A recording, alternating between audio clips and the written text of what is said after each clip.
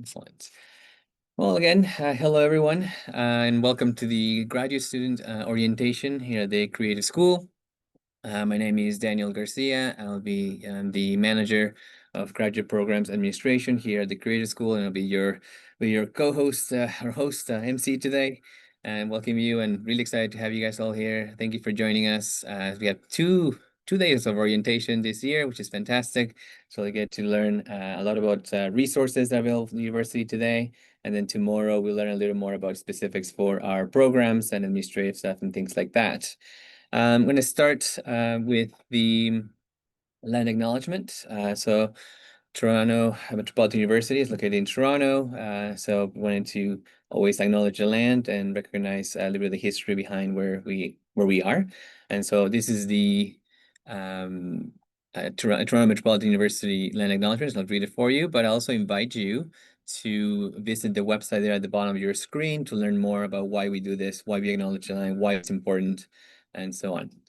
So I'll start with this. Toronto is in the dish with one spoon territory. The dish with one spoon is a treaty between the Anishinaabe, Mississaugas, and Haudenosaunee that bound them to share the territory and protect the land. Subsequent Indigenous nations and peoples, Europeans, and all newcomers have been invited into this treaty in the spirit of peace, friendship, and respect. All right. And then with that, again, I'll invite you visit the website, learn more about the land where you are. Hopefully all of you will be here in Toronto for the program, so all in person, so that's great. But also learn more about where you're joining us in different parts of the country and the world in some cases. All right, so a couple housekeeping items. If you don't mind just keeping your mics muted throughout this session, that'll be great, so we don't start talking on top of each other. Cameras are optional, but we really love to see you, see who you are, not talking just to a blank screen, so it's always fantastic. If you have any questions throughout the session, feel free to use the chat function.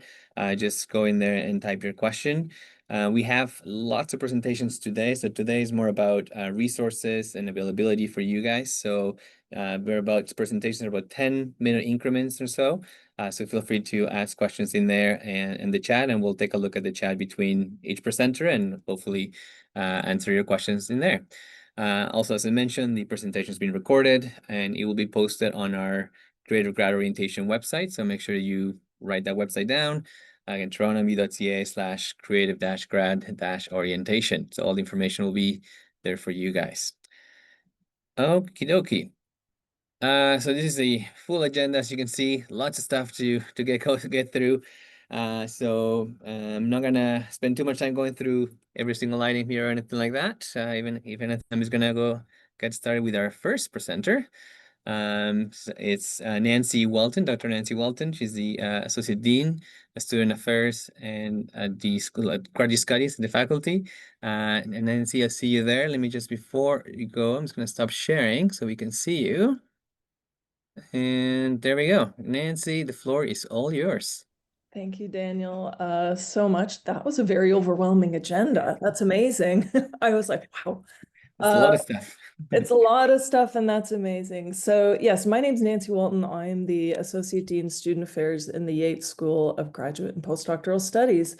You are joining us now as graduate students, not only in the Creative School, but you also are part of the Yates School as well. So a warm welcome. I think back to my orientation to grad studies, and Daniel has probably heard this before, but I was in a brand new program at the University of Toronto with a cohort of exactly 2 students. And we both arrived at the door of what was an old church that was not yet renovated into an academic space, and the door was locked. So it didn't bode well. Let me tell you, we both went, okay, should we just turn around?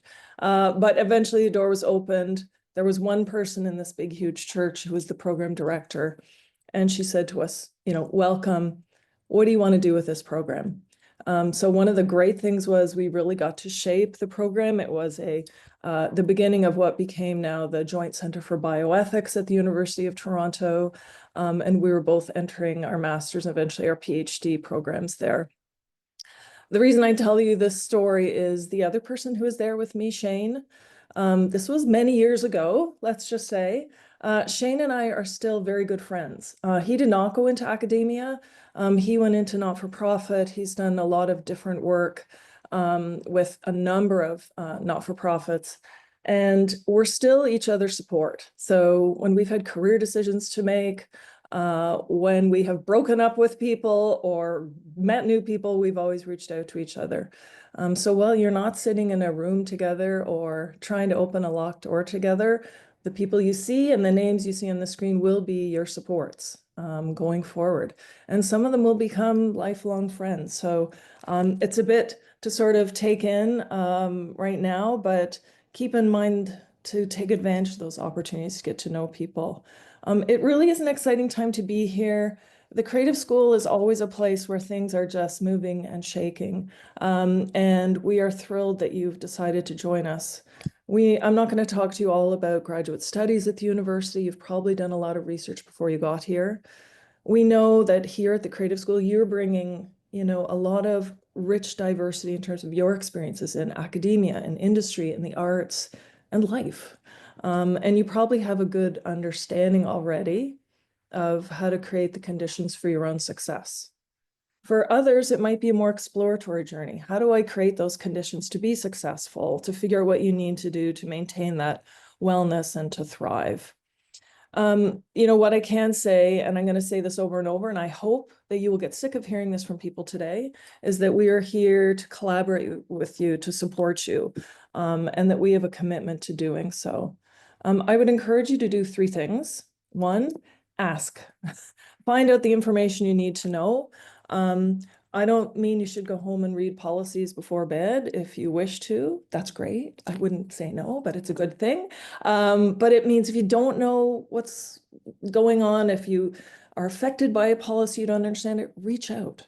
Don't be afraid to go to the faculty members who will teach you in your classes, your supervisor, faculty advisors, Daniel and his team.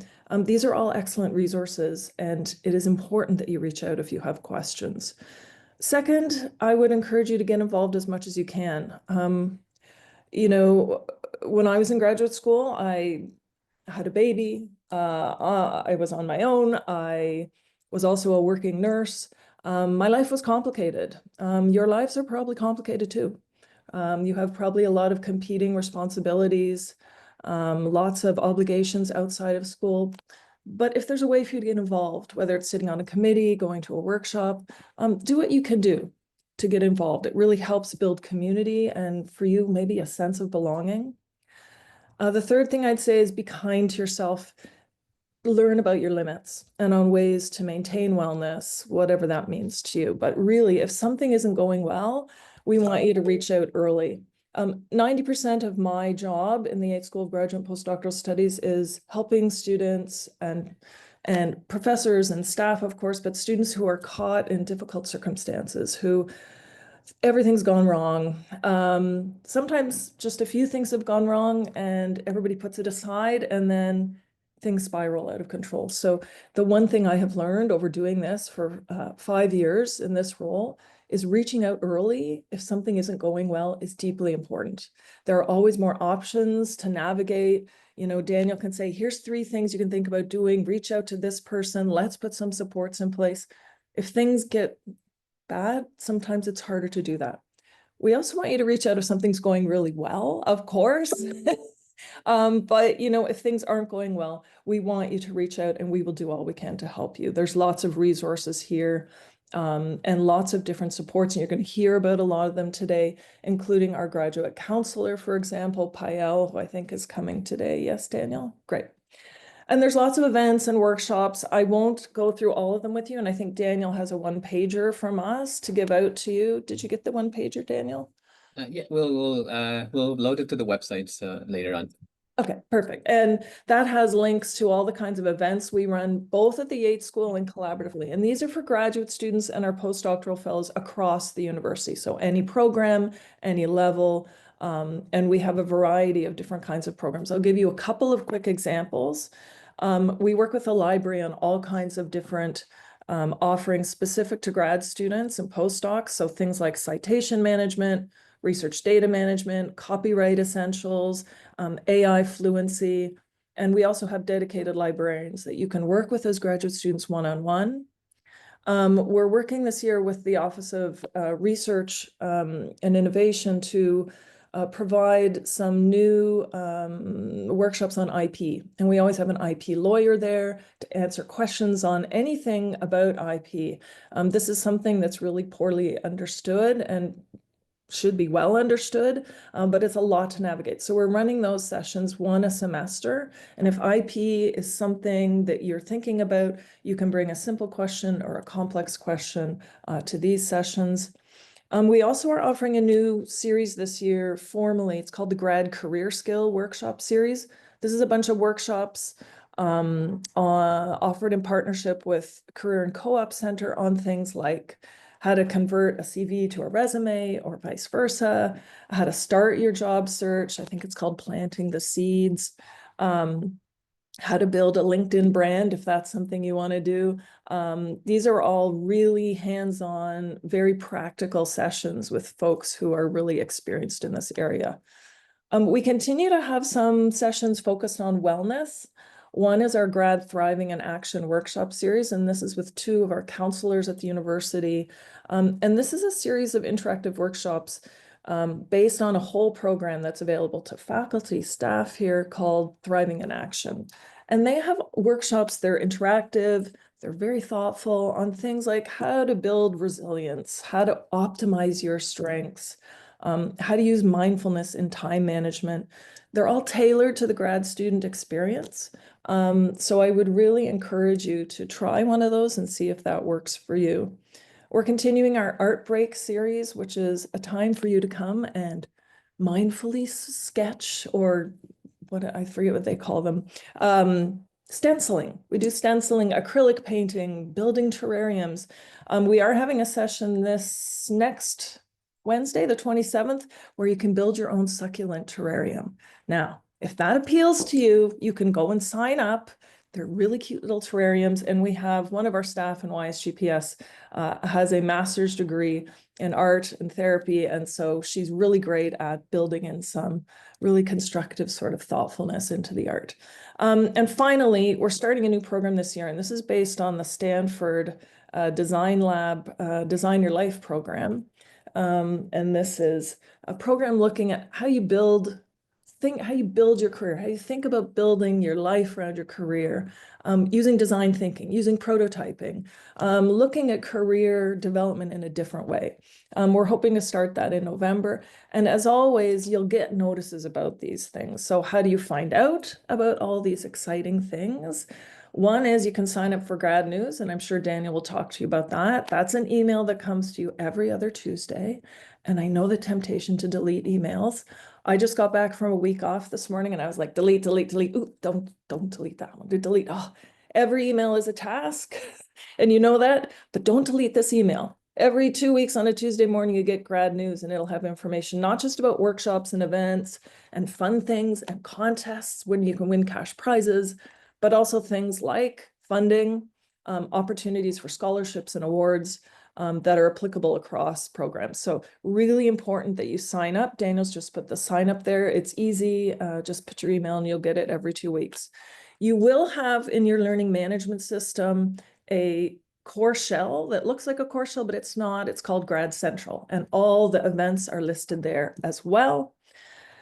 We also have a pretty good social media presence on Instagram and Facebook. On Insta is where we get most of our engagement with folks, and there's always links in bio to sign up for things. Okay, last thing, you all know probably, some of you from your experience, some of you from people warning you, graduate programs are intense. And you probably have a lot of intense things going on in your life already, and the world right now is, I would say, one of the words, it's deeply intense. There's a lot going on. We know that lots of people are struggling and finding ways to connect with other people. And that's going to be a challenge and something that we want to help with. So you are part of a cohort, you are part of a community. You probably don't quite feel it yet, but you will start to feel that very quickly. And anything we can do to help with that, we will. But the key for you is finding the conditions for your own success. What do you need around you to be successful? What do you need to tell the people around you in your support system, in your support network? What do you need in order to thrive here? Passion is great. it can run out, as we all know. So you need to figure out kind of your motivation. And that's part of the great exploration in graduate studies, I would say, is really what's the fuel you need to keep going. We know that you'll find it. We're happy to help with that and to supply that kind of fuel you need to keep going. And as I said, I hope you're tired of hearing from people today that we're here to support you. So I wish you, all the best for your graduate careers here at the Creative School.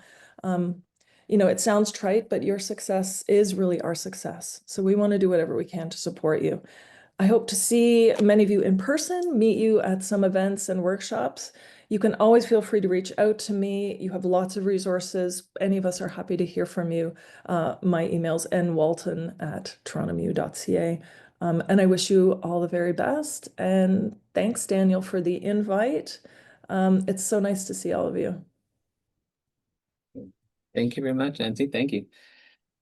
Great. So we're getting started. Our next presenter is Dr. Jean Bruce. She's the Associate Dean of Graduate Education here at the Creative School. Jean, the floor is all yours.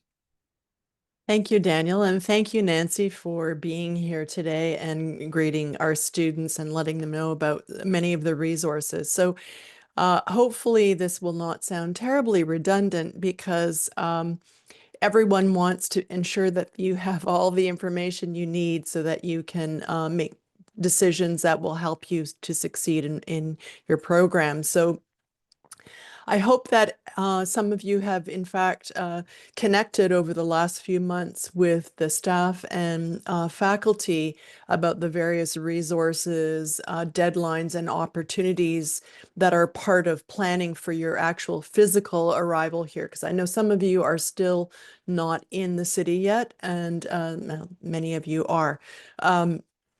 But let me say and add my name to the list of people who want to welcome you here.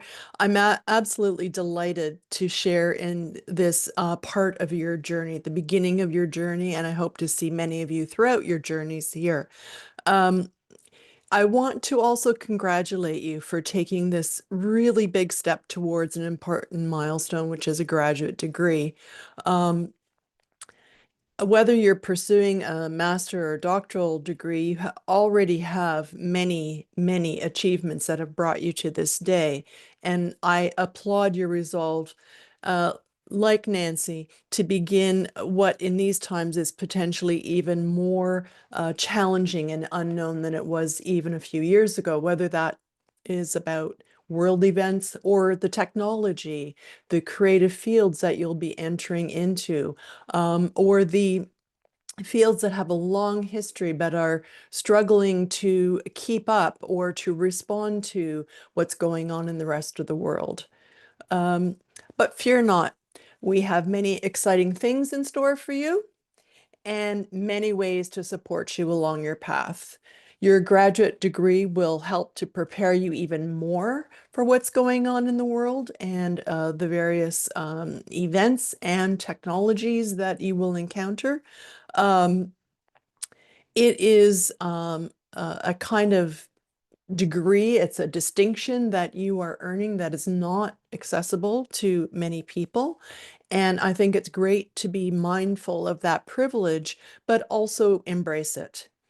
Whatever your degree is in the Creative School, of the 10 magnificent programs we have, your time with us will be relatively brief in the scheme of your life, yet it will have an enormous impact on your other destinations.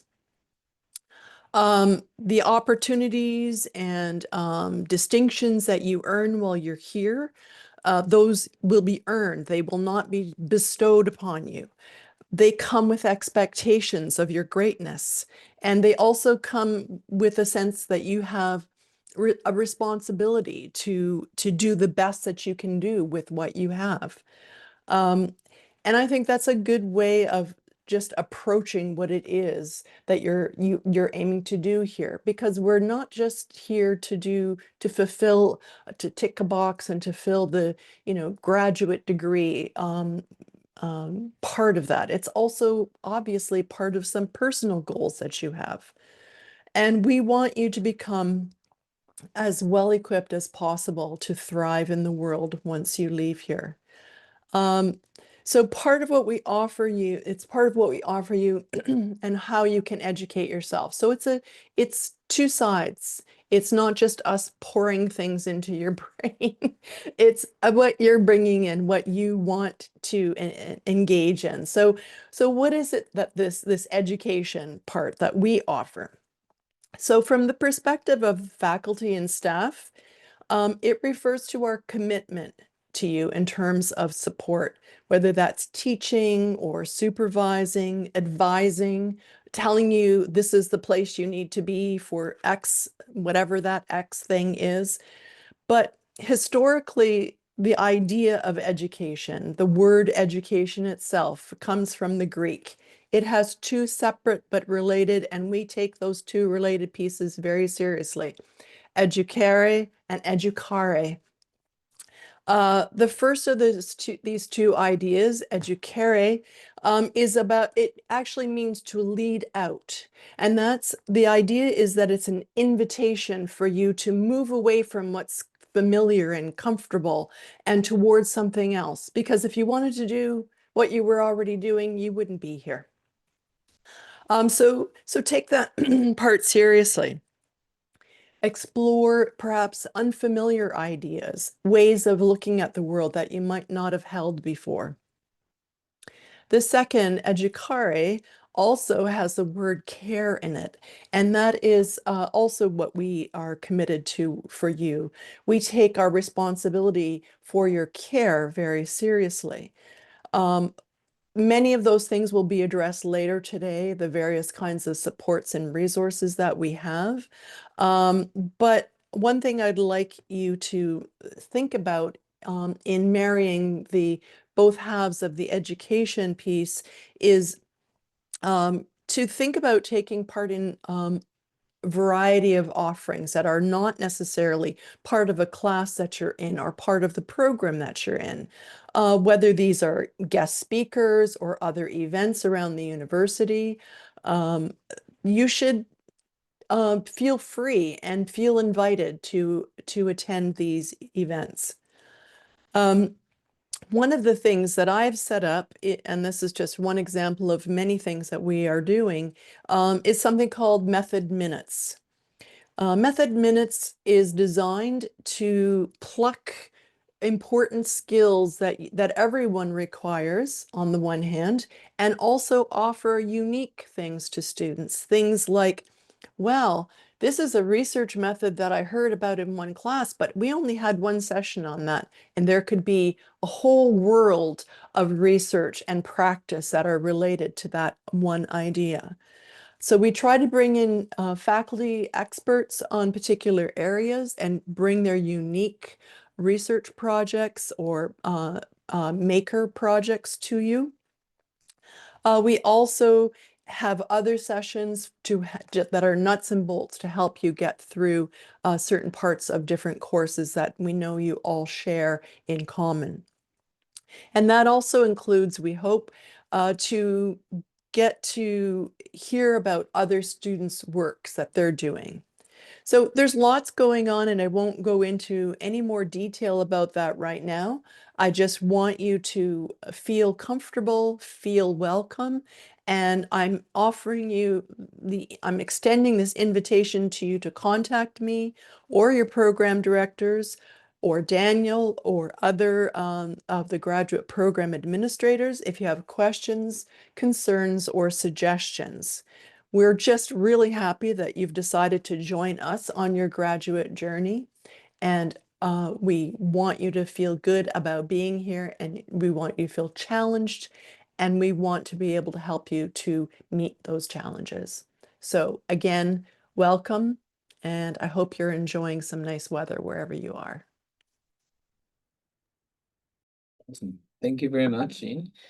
Great. So our next presenter here is from Student Life and Learning Support. So these are services that the university offers you as a graduate student. And we have Erica Chung. She's a graduate student support facilitator.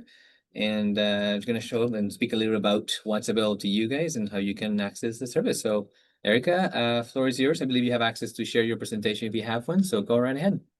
Okay, sure. Hello, everyone. Thank you so much for having me. Just give me one moment. I'm gonna just share my screen quickly. Okay, awesome. Everyone can see it. Can someone give me a thumbs up if you can see my screen? Looks Okay, great. awesome. Thank you so much, Daniel. All right, hi everyone. My name is Erica. I am the graduate student support facilitator. Long story short, GSS is part of the Writing Center here at TMU. So if you are a graduate student and you are undertaking maybe your written assignment as part of coursework, or you are preparing for maybe you're a PhD student, you're preparing for your comprehensive or qualifying exams, or you are preparing a proposal, whether that is for a grant proposal or maybe just your research proposal in general.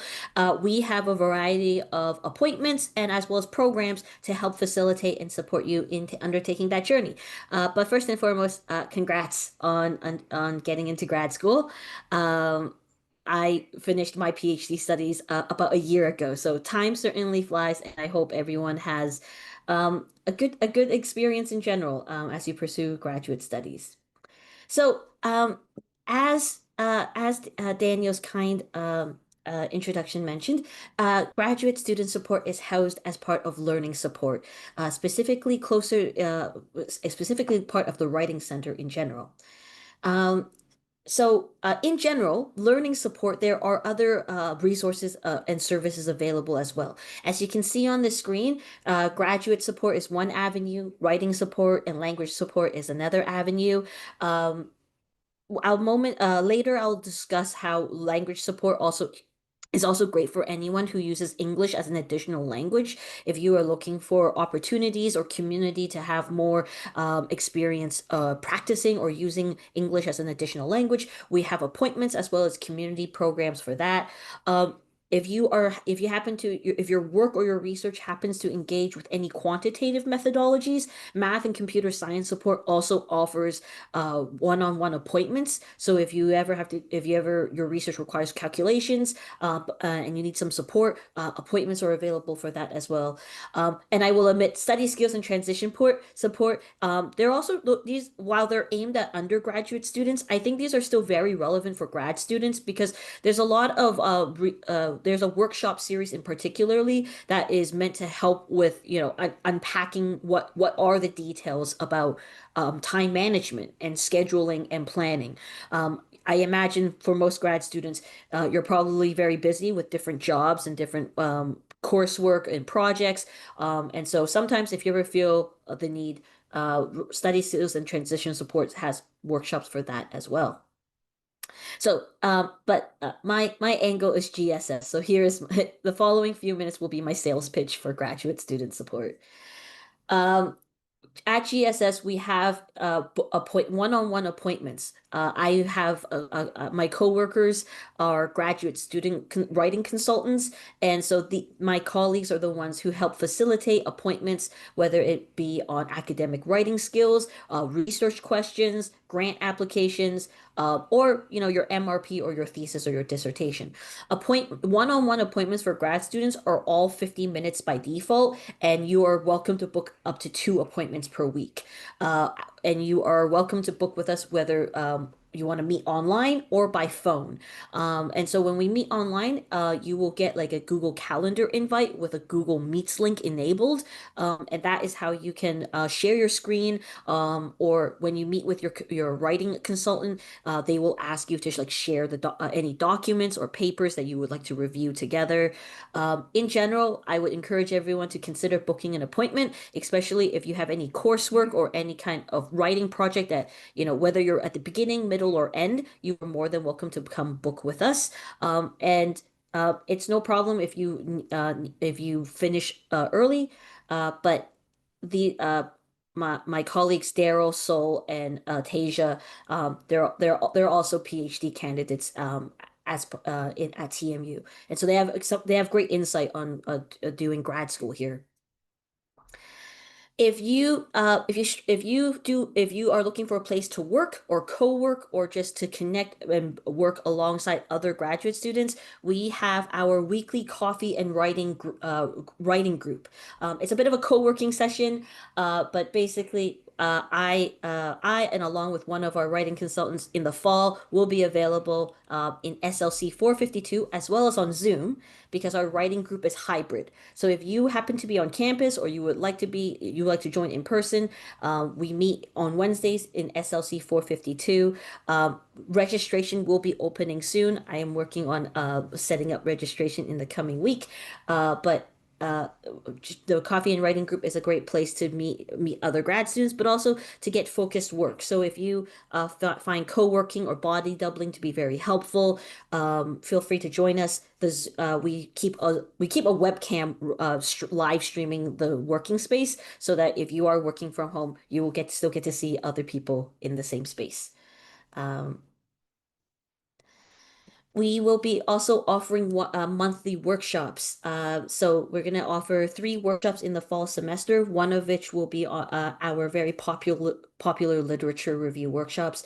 GSS workshops will be on Zoom, but they are interactive. So there is generally the first portion of the workshop will be providing an overview of like what are the writing practices and writing foundations to either writing things like your methodology, getting started on your academic paper, or things like your literature review. There's going to be 1 workshop for each month.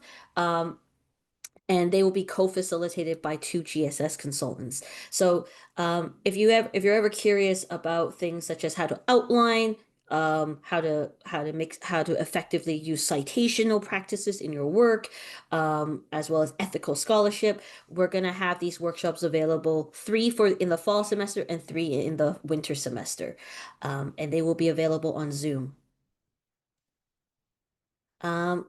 And in the spirit of continuing to hold more space and time for grad students to connect with one another across different programs, across different disciplines, we also we will host a 1-day write-a-thon in the fall as well as in the winter semester.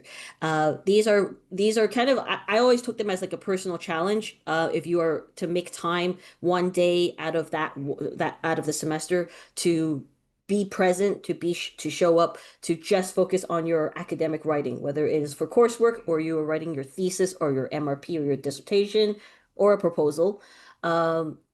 Lunch and snacks will be provided as part of our write-a-thons.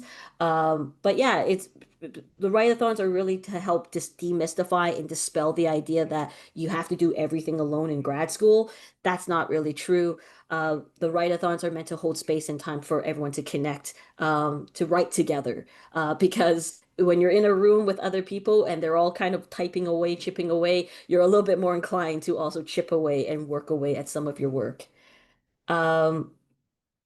This summer, so this is really far in advance. So next year in the summer, we will be hosting another summer writing camp. We just had our first iteration of the program just this past June. But basically, join us for 3 days for focused and structured writing time. We did a lot of activities to break up the writing. What it generally looks like is in the morning, we have a morning writing session. In the afternoon, we either go out for nature walks or we do arts and crafts, basically kind of just to have a really robust break in between heavy writing sessions. And then in the afternoon, we reconvene to continue writing and making progress. And this idea is so that, again, if we're working together, if it dispels those feelings of isolation in pursuing graduate studies and working on your writing projects. And so, yeah, we'll be doing it again next summer in June of 2026. That for anyone who may be once you get to past the proposal stage of your graduate studies, you may be wondering how to continue making use of that of your independent time, and so dissertation or MRP coaching is available for anyone who would like to develop an accountability routine, a sustainable writing routine, so that it's really to break that project down into smaller, more manageable steps. It's to get also to get feedback. If you have any questions about the process of writing an MRP or writing a dissertation, these appointments are really great for having those more big picture discussions. And I also serve as as a dissertation coach. So usually I work with students who are at the earliest at the comprehensive or the qualifying exam stage. While I can't provide direct support on the content of an exam because of academic integrity guidelines, I am able to provide support on study skills and study support in preparing for a comprehensive exam. So for any, my colleague Griffin serves as the MRP coach. So if you are doing an MA thesis or an MRP or maybe research creation that goes along with a smaller research paper, Griffin would be a great person to connect with if you have questions about what that process would look like. I recognize I'm at time, so I'll finish up very quickly here.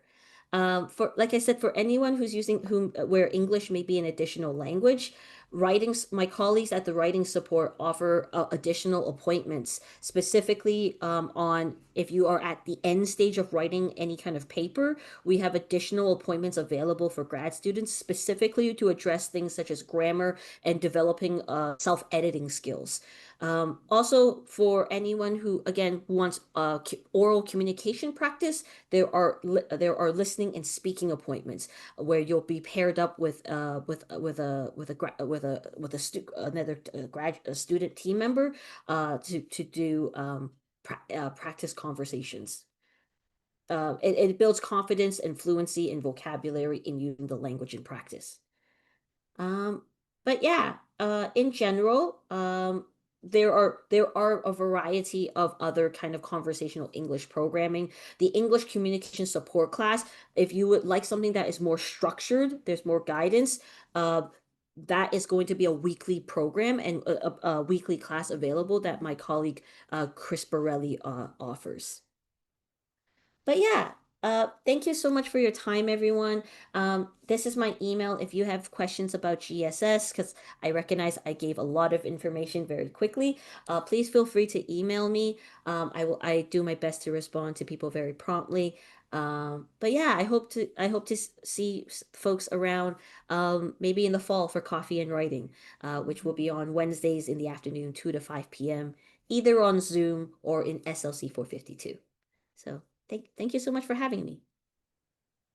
Great. Thank you so much, Erica. Thanks for all the great information. And just for everyone, we'll usually ask for the slides from the presenters, so we'll add them to our grad orientation website, so you guys can access some of those links and some of that information that's been posted. Great. So now our next presenter is from the Design and Technology Lab. It's Alda Escareño, Senior Creative Technologist. The Design Technology Lab is one of the many facilities that we have here at the Creative School and that you will have access as graduate students. So take note of the website, make sure you use the facilities. There are lots of them great. So Alda, the floor is all yours. Thank you. I'm also going to share my screen. Oh, hold on. Of course. Let me do this first. There we go. And then here. There we go. Okay, great. So welcome everybody. My name is Alda Escareño, and I'm a senior creative technologist at the Design and Technology Lab. And I'm going to tell you a little bit about our space today, what we offer, how we can support you during your time here at TMU. I do a lot of these like introductory talks to graduate students and to students that are prospective graduate students coming into TMU, into the creative school. And I will say that I don't often see a lot of graduate students coming in and taking advantage of our spaces. I think in the last year, I've started to see a few more faces, and I really am hoping to get to know you guys all. So I'm going to show you, like I said, I'm going to show you a range of projects that have been done in our lab. Usually I come equipped with a flashy video, but we've had a lot of changes in the last 4 months. And when I took a look at our video, I'm like, this thing is out of date. So I'm just going to talk you through everything that we do and instead show you some of the beautiful work that we've been lucky enough to be a part of and to play a role in over the last few years. So the Design and Technology Lab is a creative technology-based workshop. That's how we like to describe ourselves. And we support research, scholarship, curriculum, and entrepreneurship activities in the creative school. So our facilities are just for creative school members. But we do kind of like help everybody within that universe, students, staff, faculty, people involved in different zone learning. And so we do find ways to kind of support everybody in there. Our kind of like bread and butter is looking at how technology can play a role across different disciplines. Everybody is coming into the creative school with completely different practices, and we want to find ways to help you kind of like see how technology can help your practice out, how it can play a role in your work. And we do this in a bunch of different ways, and part of it is just like making sure that you have access to the equipment, and the other part of it is making sure that you learn how the equipment works, how you can design for it, how you can think about the technology playing a role at different parts of your practice, and it can play small roles or it can play big roles. And so I should explain our workshop is in the basement of the DCC. This is at 288 Church Street. And it includes wood shop space with a range of power tools and hand tools. We have a metal shop with MIG, TIG, and laser welding capabilities. We have 5 robotic arms. We just keep adding to our robotic army, including a KUKA KR240. So if you've seen any footage of our space, in the bottom left-hand side of the screen here, there is a teeny tiny replica of our high bay, but that robotic arm is a beast of a machine, and it has kind of like prime real estate in our high bay. We also have a Ricoh flatbed UV printer. So this is for oversized UV printing on any flat substrate, and includes kind of like fabrics, plastics, woods, range of materials, or can work with that. We have vacuum forming. As of this summer, we actually have 2 Stoll digital knitting machines. Previously, we only had 1. Now we have 2. This is a big upgrade for our space, given that we are learning as fast as we can. These machines are pretty complex, but we are now at the stage where we're going to be starting to offer some classes at the undergraduate level on digital knitting. So it's a very exciting kind of like new development for us. We have a wide range of 3D printers, including FDM, SLA, and SLS technology. We have 3 laser cutters, including a large format Speedy 2000. So this has a maximum laser cut bed of 99 by 66 inches. We have a 3-axis CNC mill that can fit material that are 5 feet by 10 feet. We also have a smaller Tormac 4-axis mill and a handheld shaper mill. And then we also have this whole other range of equipment, Rococo motion capture suit, 3D scanners, VR headsets, drones, projection mapping kit, etc., etc., etc. The really unique thing about our space, sorry, went too quick, is that having all this equipment kind of like living in one shop lets you work across all these technologies. It lets you go from digital design to digital fabrication to hand fabrication and back again. You can move from one machine to another. Maybe your passion is really in more so like hand construction, but you just need to do like a small prototype that's going to involve a little bit of laser cutting that is just going to cut down on the volume of like physical cutting that you're going to be doing. You know, whatever it is, like we kind of offer a lot of flexibility here in our space. And so maybe you don't necessarily need to be here hand doing things. Maybe you just need our service bureau, which is kind of the most easy access way to make use of our facilities. This is an online portal where you can submit files for 3D printing, laser cutting, or vinyl cutting. And right now our portal is turned off, which is why there's the warning at the top. But as soon as September rolls around, we are going to turn it back on. And you just upload your files and we run them for you. And then you'll get an automated email when it's ready for pickup. So we can kind of help on that kind of low entry way. Or if you want to be much more involved, we have open lab hours, and this fall it's going to be 3 days a week. And so these are opportunities for you to come into our space. Maybe you just have questions, you want to talk to one of our technicians, or maybe you want to be a little bit more hands-on, understand how the technology works, and like be there and get support in the production of something. The days of that this is going to be offered is going to be all day Monday, Wednesday afternoons, probably after 1 o'clock, and then Friday morning. Some of the details on our scheduling are like still in the process of being figured out, but we are going to post all this through our social media, and it'll be updated on our website as soon as we have it all hammered out. We also host weekly workshops, and these are an opportunity to learn a skill through kind of like a fun activity. So the topics that we offer are things like stamp making, digital patch knitting, vinyl sticker making. We have this like blender ring workshop that is super popular. And then there's like a coaster making workshop where you learn how to use the Shaper handheld mill. And so these run on Tuesdays and Thursdays afternoon. They have a kind of like a $10 participation fee just to cover the materials.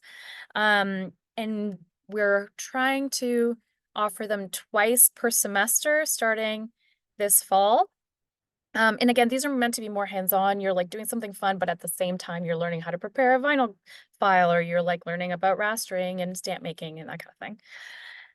We also have pre-recorded online workshops for our more general topics, things like how to laser cut, how to 3D model, how to 3D print. Those are online sessions that are pre-recorded, and you can just watch those whenever you want if you just want more of a primer on the basic technologies that we offer.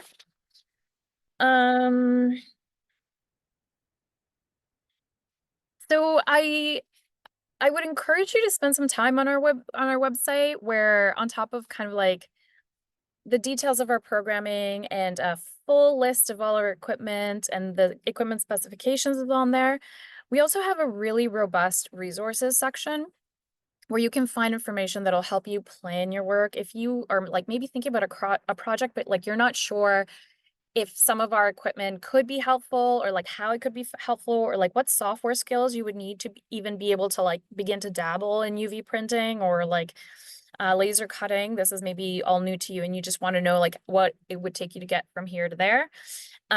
We have, so this is our resources page. We have on all these topics, we have both like quick start guides that look like this, that are literally one pagers. Like this is just like glance over, and then maybe you're like, yes, okay, got it, I get it. Or if you really want to get into the weeds, we have like beefy many page docs on some of the more involved technologies. So for flatbed UV printing, we have to get into the weeds of like what spot color and like file setup and like vacuum table hold and all this stuff. And so we have like longer documents of that about that, and you can just kind of dive in and begin to plan your work. With the more information you have, you can kind of design around those kind of opportunities and limitations that the different technology offers. And so I would encourage you to spend some time on there. Also on our website, of course, is a detailed write-up on all the projects that I showed today. I put in like literally all my favorites. So there was a lot of credits to include. I was like, please visit our website so you can see all these beautiful artist write-ups on all those projects that are that have been a part of our journey in the last few years. I am here basically all day, every day, starting in September. So you can find me at every open lab. I'm also kind of going to be spending a lot of extra time supporting work on the knitting machine. If that was something that you were curious about, I would be happy to talk to you about it. But yeah, so you know where to find me, and you know the kind of equipment that we have. I am very much looking forward to seeing some of you guys down here. It is, we're a little bit out of the way, so I think this is one of the reasons nobody's like walking by.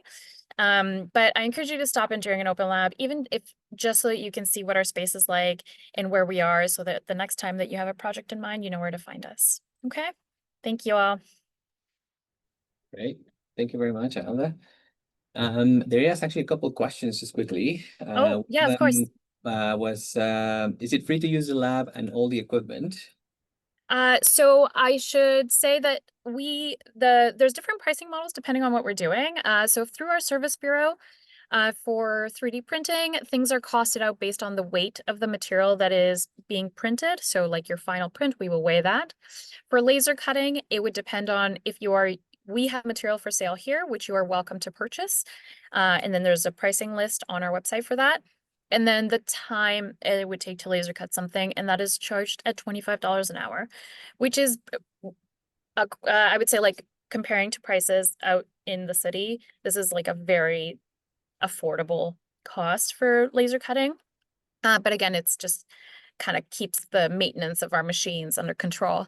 For other pieces of equipment, for things like UV printing, we have to we look at how much ink is being used, the time to set up the machine itself. This goes for CNC milling. So it sort of ranges. If you have a project in mind that it's like it has a few different components we can talk about, like cost and materials and that kind of thing. Great, thank you so much. And then the other question was, will the weekly workshops be announced via the newsletter? I believe they're asking about the newsletter that was from YSGPS, that's the Grad Studies newsletter. So that's a Oh. different one, so that won't be there. But No, this will be through our general communication channels. All our workshops are open to everybody in the creative school. So undergraduates, staff, and faculty, which is why we try to have I'm going to try to increase the frequency, try to do 2 rounds every term so that everybody can have a chance to participate, because these are smaller participation workshops. They have like a maximum of 15 participants, just because we really want to make sure it's a hands-on opportunity. So I would encourage you to follow us on social media, or it will be announced. I think it's through the Creative School Top 5. They will event, I think, or maybe not. I think that might have changed now. I will, but follow us on social media. It's definitely going to be posted there. yeah. And whenever we find out as the admin team, we'll send that as well as our Yeah, newsletter absolutely. or emails for sure. Yeah. They'll start probably the 2nd or 3rd week of September. Right. Excellent. Thank you so much, Alda. That's fantastic. And everybody, make sure that you visit the lab, participate, go to the workshops. It's definitely Yeah, absolutely. Thank you so much for having me. And I just want to reiterate that, like, even if you don't know if your practice will have use of our space, like, come get to know us early on so that later when you are in the making stage and the getting things done stage, you know where to find us and you know how we can help. Okay. All right. Thank you so much. Great. Thank you. All right. So now we have our next speaker is speaking about zone learning.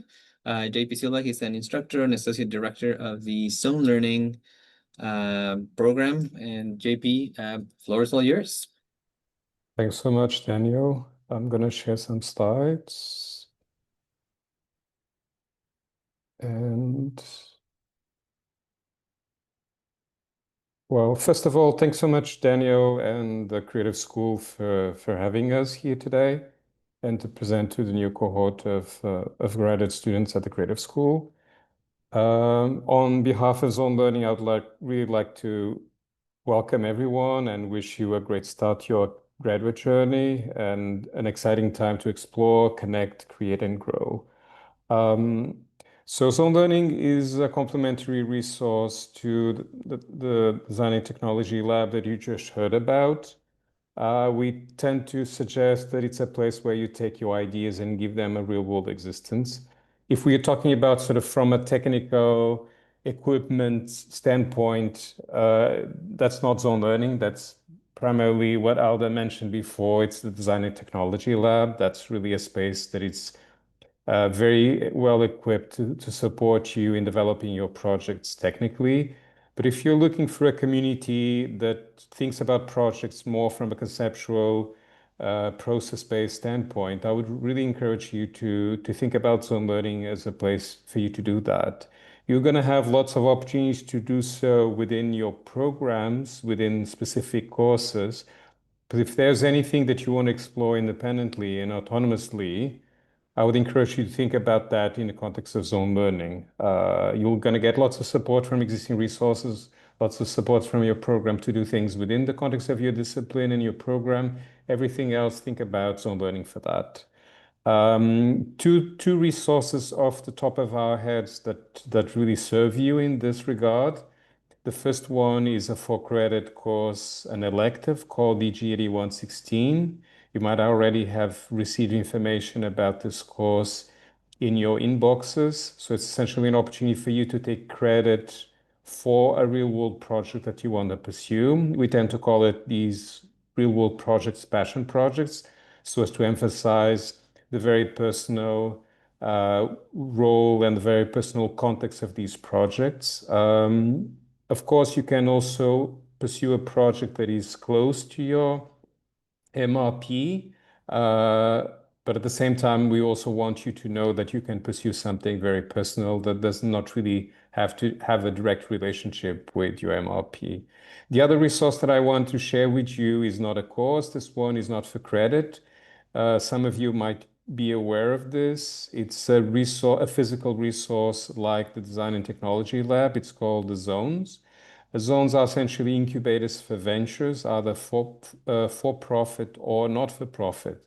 So if any of you wants again to develop something independently and autonomously that is towards a venture, a commercial practice, I would encourage you to look for the information on the zones across TMU.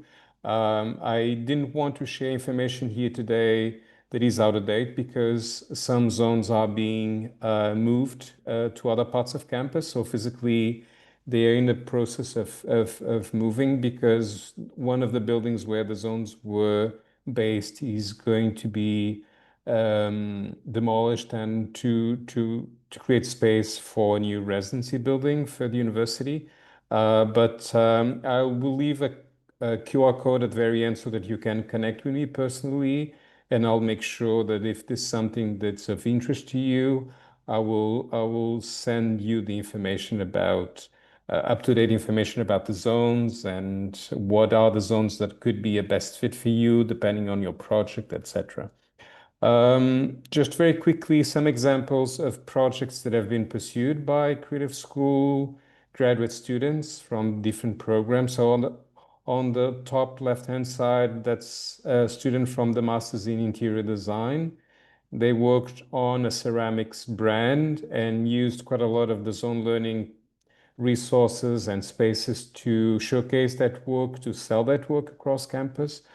Still at the top on the right-hand side, that's a kind of a makeshift space, workspace for a media production student from the Masters in Media Production, and that was essentially to do virtual production. So they used the course to sort of get their virtual production agency off the ground. At the bottom on the left-hand side, you have a magazine started by a student in the Masters of Digital Media. And it's a magazine that I believe it's still ongoing. It's a magazine for creatives around the GTA. And then lastly, on the right-hand side, that's a brand of homeware products started by a student in the Masters of Professional Communication. So most of these projects, if not all these projects, are commercial, but you can, of course, also get support from us and get encouragement from us and be part of a community that supports not-for-profit, community-oriented volunteering projects. And so I would strongly encourage you to think about zone learning, whether it's within the curriculum for the course or for the zones as a place for you to develop your passion projects, your ventures. To kind of wrap it up, I just want you to sort of take some of these ideas with you about zone learning. Zone learning is here to kind of empower you to take your existing project to the next level, or for you to start a new project and get some guidance if you need some from conception to execution. But more importantly, it's really about making a tangible impact within the university community, but also outside, discover or deepen your own personal purpose and enrich and expand your graduate experience. Lastly, as I mentioned to you before, a QR code so that you can connect with me with your questions. Again, feel free to reach out, feel free to book a time with me, feel free to either bring questions or bring suggestions or bring partially made choices where you're just essentially trying to hear my thoughts, our thoughts about what could be a way forward for you to take advantage of the zone learning resources. And with that, I'd like really to thank you for your time, and I'd be happy to answer any questions that might that you might have. Okay, JP, thank you so much. There is one question in the chat. It says from Ryan, out of curiosity, do you know if there's a zone space where you can do arena-based XR development? Can the person that raised the question expand a little bit more on the question? Hi, JP. So I'd like to make a VR game where you have to physically move through a space, like a very large, significant space. And I'm Right. wondering if there are any spaces dedicated to that sort of development. Yeah, I think we should speak about that separately. I think probably the best zone to support you with that would be the transmedia zone.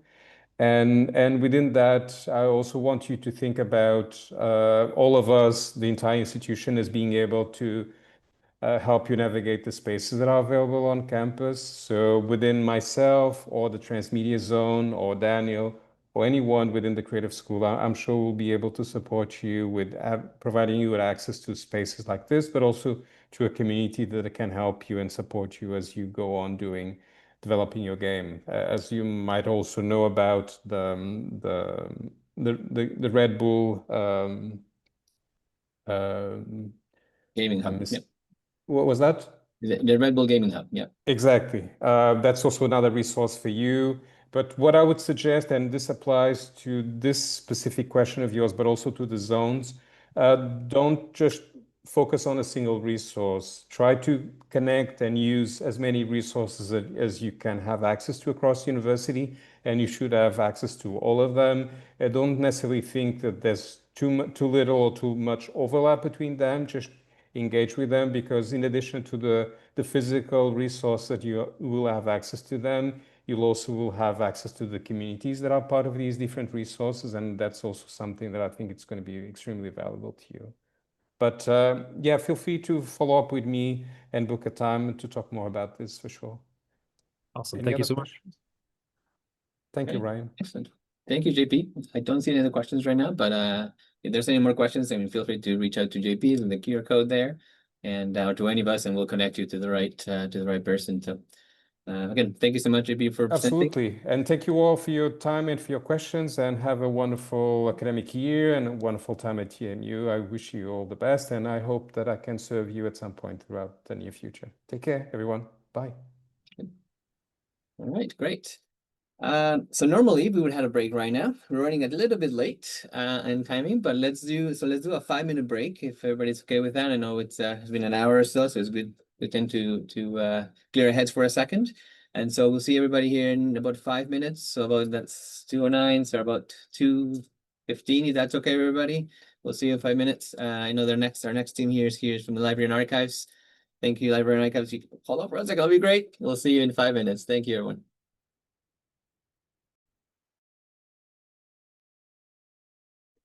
Okay, hello everyone. Hopefully have a quick and sweet and short break, 5 minutes. But if you guys are back, hopefully we can get started again, and then we can keep going with the next presenter. So our next team is the Library and Archives team, and we have several members, I believe. Michelle, I will let you go and do the introductions. I know there's I think 3 or 4 of you in line here. So Michelle, go ahead. The floor is all yours. All right, thanks, Daniel. Thank you so much for having us. Welcome, everybody.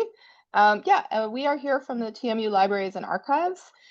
So there is a subject librarian for every program at the university. So I'm here with a few of my colleagues from the creative school team. So I'll just introduce myself. My name is Michelle Schwartz. I represent the RTA School of Media, Media and Design Innovation, the Master of Digital Media, the journalism programs, professional music, and creative industries. And I'll turn things over to Allison to introduce herself. Hi, everyone. Welcome. My name is Allison Skirm. I'm the librarian for the Image Arts program. So for graduate programs, that includes film and photography preservation and collections management and documentary media. And Magdalene, would you like to introduce yourself? Thanks, Allison. Hi, everyone. I'm Magdalene Simpson. I support fashion and graphic communications management. And Fiona? Hi, everyone. I support entrepreneurship and zone learning at the university. And the two librarians who weren't able to join us today are Anne and Sunny. So Anne does dance, professional communication, and theater, and Sunny does interior design. And you can have all our email addresses on this slide, and you can also find us on the library website. Okay, so how to get to the library. You can find us at 350 Victoria Street. There's a couple of entrances that you can use to get to us, one being the east entrance, which is on the second floor via either the Nelson Mandela Walkway or Kerr Hall, and the other way is the west entrance. So that's the bridge from the Student Learning Center building. So you can see here the Student Learning Center building, and there's the long flight of stairs up to the library main floor. Next slide, please. Great. So a few things you should know, just in case you don't. All library services and resources are included in tuition fees, so there are no additional charges to students. So always make sure you never pay for a book or an article and you check in with the library first. Your one card is your library card. You can use it to borrow all sorts of things, including laptops, textbooks, and more. And you can log in with your my.torontomu account to access any of our online resources. So articles, ebooks, videos, and more. So what's in the library's collection? So we have our main website, library.torontomu.ca. It can be your first stop for research. Here you can use our Omni search tool to find scholarly articles, print books, ebooks, journals, periodicals like magazines and newspapers, our streaming media materials, and you can also access the research guides, the databases, and some of our specialty resources. They're all linked on the main page of the library, so you can just always have that as your start place. The Omni search tool is something that you might be familiar with if you came from another university that uses Omni. It's a search tool that allows you to simultaneously search across 19 different Ontario University libraries. So when you're searching via Omni, you can select either just from TMU, or you can say TMU libraries plus Omni libraries, and you have access to materials that are all across Ontario. And from there, you can request, for instance, to borrow books located at other university libraries, and they'll be delivered to TMU. You can also log into your Omni account, and there you can pin or share items that you find. You can save searches, which is really handy as graduate students. If you come up with like a very effective set of search terms that are sort of finding the things you need, you can save the search, and you can also have it send you alerts for when new material is released. So if you're like really trying to stay on top of a particular topic and all the latest publications in that topic, really consider using Omni to do that. And you can also use it to generate citations in different formats for use in your scholarly writing. But beyond just the books and the scholarly journal articles, I'd really encourage you to reach out to your subject librarian or to investigate our subject guides, because there's all sorts of material that won't just come up in Omni, like very specialized databases that can generate a lot of data and reports for you. So for instance, we have some screenshots here. You have full access, for instance, to the Toronto Star's website. You can access that through the library. We have thousands of streaming movies that you can also view. And then we have a lot of these specialty databases, like the one on the top right is a fashion database that allows you to look at the performance of particular trends, like upcoming things in the industry, what's doing well in social media. All sorts of business databases are similar to that. You can see what's going on with particular companies or fields. And then the one on the bottom left is a demographics model. So it's showing you particular changes in demographics. So there's a lot of very data heavy tools that you can use that are very good for graduate students. And sometimes they can be like finicky to use. So I really encourage you to reach out to us, your librarians, and we're happy to find the best resources for you and help you use them. Yes, and as Michelle was saying, we're really hoping that you will reach out to us. So I just want to make sure that everybody knows that there's lots of ways for you to get research help from the library, including an in-person desk. So that help desk is located in the hallway that is between the main floor of the library and the SLC. So if you are on campus and you need some help, you have a research question, you need help getting started on, you're having trouble with citations, please drop by. So somebody's sitting there during the day and they're happy to help you. There's also an online chat service called Ask a Librarian. And these are open. This service is open a little bit later during the week and then also on the weekend as well. So if you're working at home or working later, this is really great option. You can also book a research appointment with your subject librarian. So we'll meet with you for usually about half an hour and walk you through your research process, help you with finding specific resources.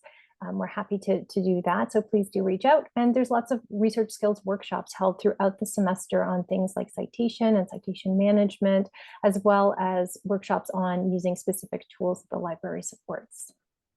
The next slide. Thank you. And there's more than just books and online resources and research help as well. There's lots of spaces at the library that you might find some use for. So there's the collaboratory workspace, which is available for graduate students, and you can learn to use and incorporate all kinds of technology into your research. There's the immersion studio, which is a fantastic 360-degree projection space for collaborative virtual reality that's available for use for you. There's the geospatial data and GIS labs. So if you need help with statistics, if you need geographic data assistance, that they're available to you. The material connections lab, which is a collection of material samples, physical material samples that are the most up-to-date manufacturing and that you can have a look at for use incorporating into your projects. There's our share, which is our institutional repository, which will eventually hold all of the theses and major research projects that come out of your work. The Digital Media Experience Lab and Media Production Studio. So this is available for all students, and you can learn to use and again incorporate into your research a variety of technologies, including like virtual reality, video production, all kinds of things. And then there's the archives and special collections. So we have a variety of primary source research collections, and ones related to what you might be studying include a 16mm film collection, a small one, antique cameras and photographic equipment and photographs as well. I just wanted to end by highlighting some of the library entrepreneurship resources. If starting a business or venture is one of your interests, you can take a workshop on entrepreneurship research skills that will teach you how to do research for a new venture. These workshops are offered 3 times a year, and you get a digital badge to recognize the skills that you learned. You can also book a research appointment with me if you have market research questions, and there is a zone learning and startup support guide that's linked in these slides, and it has links to many resources that you may need for market research, such as library databases, as well as resources for financing, pitching, and more. Thank you, Fiona. So there's several different ways to reach out to us, different ways that you can get help with your research assignments or find out about other libraries' resources and services. So you can click the link here in the presentation to find your subject librarian. Each subject has a librarian associated with it who knows the resources. We're all super lovely and we're super happy to help you. And we're available for appointments and research help however you need.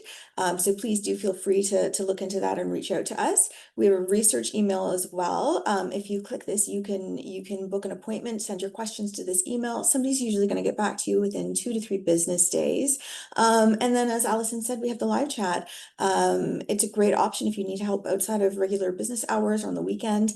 You can see the hours this service is available to you on the page as well. And it's staffed by real people. It's not bots. And somebody there is always happy to answer your questions as well. So thanks so much for joining us today. Great, thank you very much. Very, very helpful.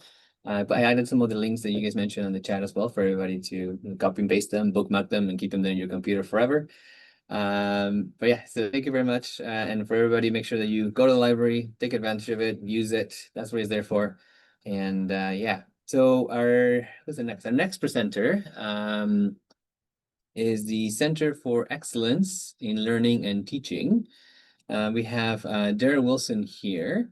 Daryl, I'm just going to stop sharing this slide. I think, Michelle, if you were sharing the slides, you were stopping those. And then, Oh, Daryl, yeah, if you have sorry. slides, please go ahead and share yours after, and then we're good to go. Well, the floor is all yours. Thanks, Michelle. Sounds good. Sounds good. Thank you so much. Let me just get myself oriented here. Okay, in the meantime, hi everyone. Oh, it's awfully quiet in here. No responses. We'll try one more time. Hi everyone. Hello. Hi. Hello. Awesome. That's the energy I like to see and hear. Okay. Yes, and now I'm seeing more moving faces, which is always absolutely wonderful. In trying to join this Zoom meeting, I had to register and pick a program, though of course I'm not in your department. So for now I'm a fake fashion student. That's, I'm hoping I bring that good fashion student energy. And if you're any other fashion students in the room, I'm glad to join your fraternity. My name is Daryl. I work with the Center for Excellence in Learning and Teaching. And I'm just going to share a quick presentation with you folks to kind of orient you to our services. So really quickly, has anybody heard of the Center for Excellence in Learning and Teaching? And if you're one of my lovely favorites who has joined us on video, you have an advantage because you can just do this while everybody else is looking for buttons to click. So has anybody heard of the Center for Excellence in Learning and Teaching at all? If you've heard of us, give me a thumbs up. If you've not heard of us, give me a thumbs down. Oh no, lots of boos. I'm bombing right now. This crowd. Tough crowd. Okay, no worries. That's exactly what I'm here to fix. So I'm gonna try and share my screen with you all. And we're gonna get the classic. Can everybody see my screen line coming right up? Can everybody see my screen? Awesome. Yep. Okay. Cool. Yes. So I will warn you, usually when I give this presentation, I try to prepare people for the fact that there's going to be a lot of acronyms thrown at you today in this presentation. Just try and do your best to keep up acronym wise, but I always will try to repeat exactly what they stand for. And I'm also fully aware of the fact that my presentation is probably one of 6,000 that you're going to watch before today is done. It is 2:28. Can folks still hear me? Yep. Okay, my computer went to sleep for a yeah, it's 2:28. We're halfway through the day. You may or may not have had lunch. There's a lot going on. You're virtual. I get it. So I'm also going to be sharing these slides with your program and your program coordinator so that if you folks need this information in the future, you can refer to it. Okay. All right. So the first acronym is CELT. Center for Excellence in Learning and Teaching. I'll tell you a little bit more about who we are and what we do in a second, but this presentation is all about the supports for AAs. That stands for Academic Assistants. These were formerly known as TAGAs, so Teaching Assistants and Graduate Assistants. If you're not familiar with the difference between the two, TAs here at TMU, this is a TMU specific thing, TAs refer to undergrads, whereas graduate assistants refer to graduate students. That's the only difference between the two. But now we've decided to end the confusion and just call them AAs. So now that's going to be sort of the biggest change to keep in mind. Just know that the new term is technically academic assistant. Whenever you see that, it's just referring to what you would normally refer to as a TA or a GA. My name is Daryl, as you know, and I'm a graduate educational developer. One more acronym before we move on, GED. That's all that means. Before we get too deep into the weeds, though, I want to check in with folks. So again, a little bit of participation and active learning, which we're big on here at the center. Does anybody not know who this guy is on the screen? Again, if you've got your video on, I can just literally see you. Let me make you guys a little bit bigger on my screen here. Okay, perfect. So I see Ryan, you don't know who this is. And Liba, you don't know who this is. Dan as well, Kari, oh my goodness. No, does anybody know who this is? Okay, Finnegan, can you help me out, man? Can you tell the people?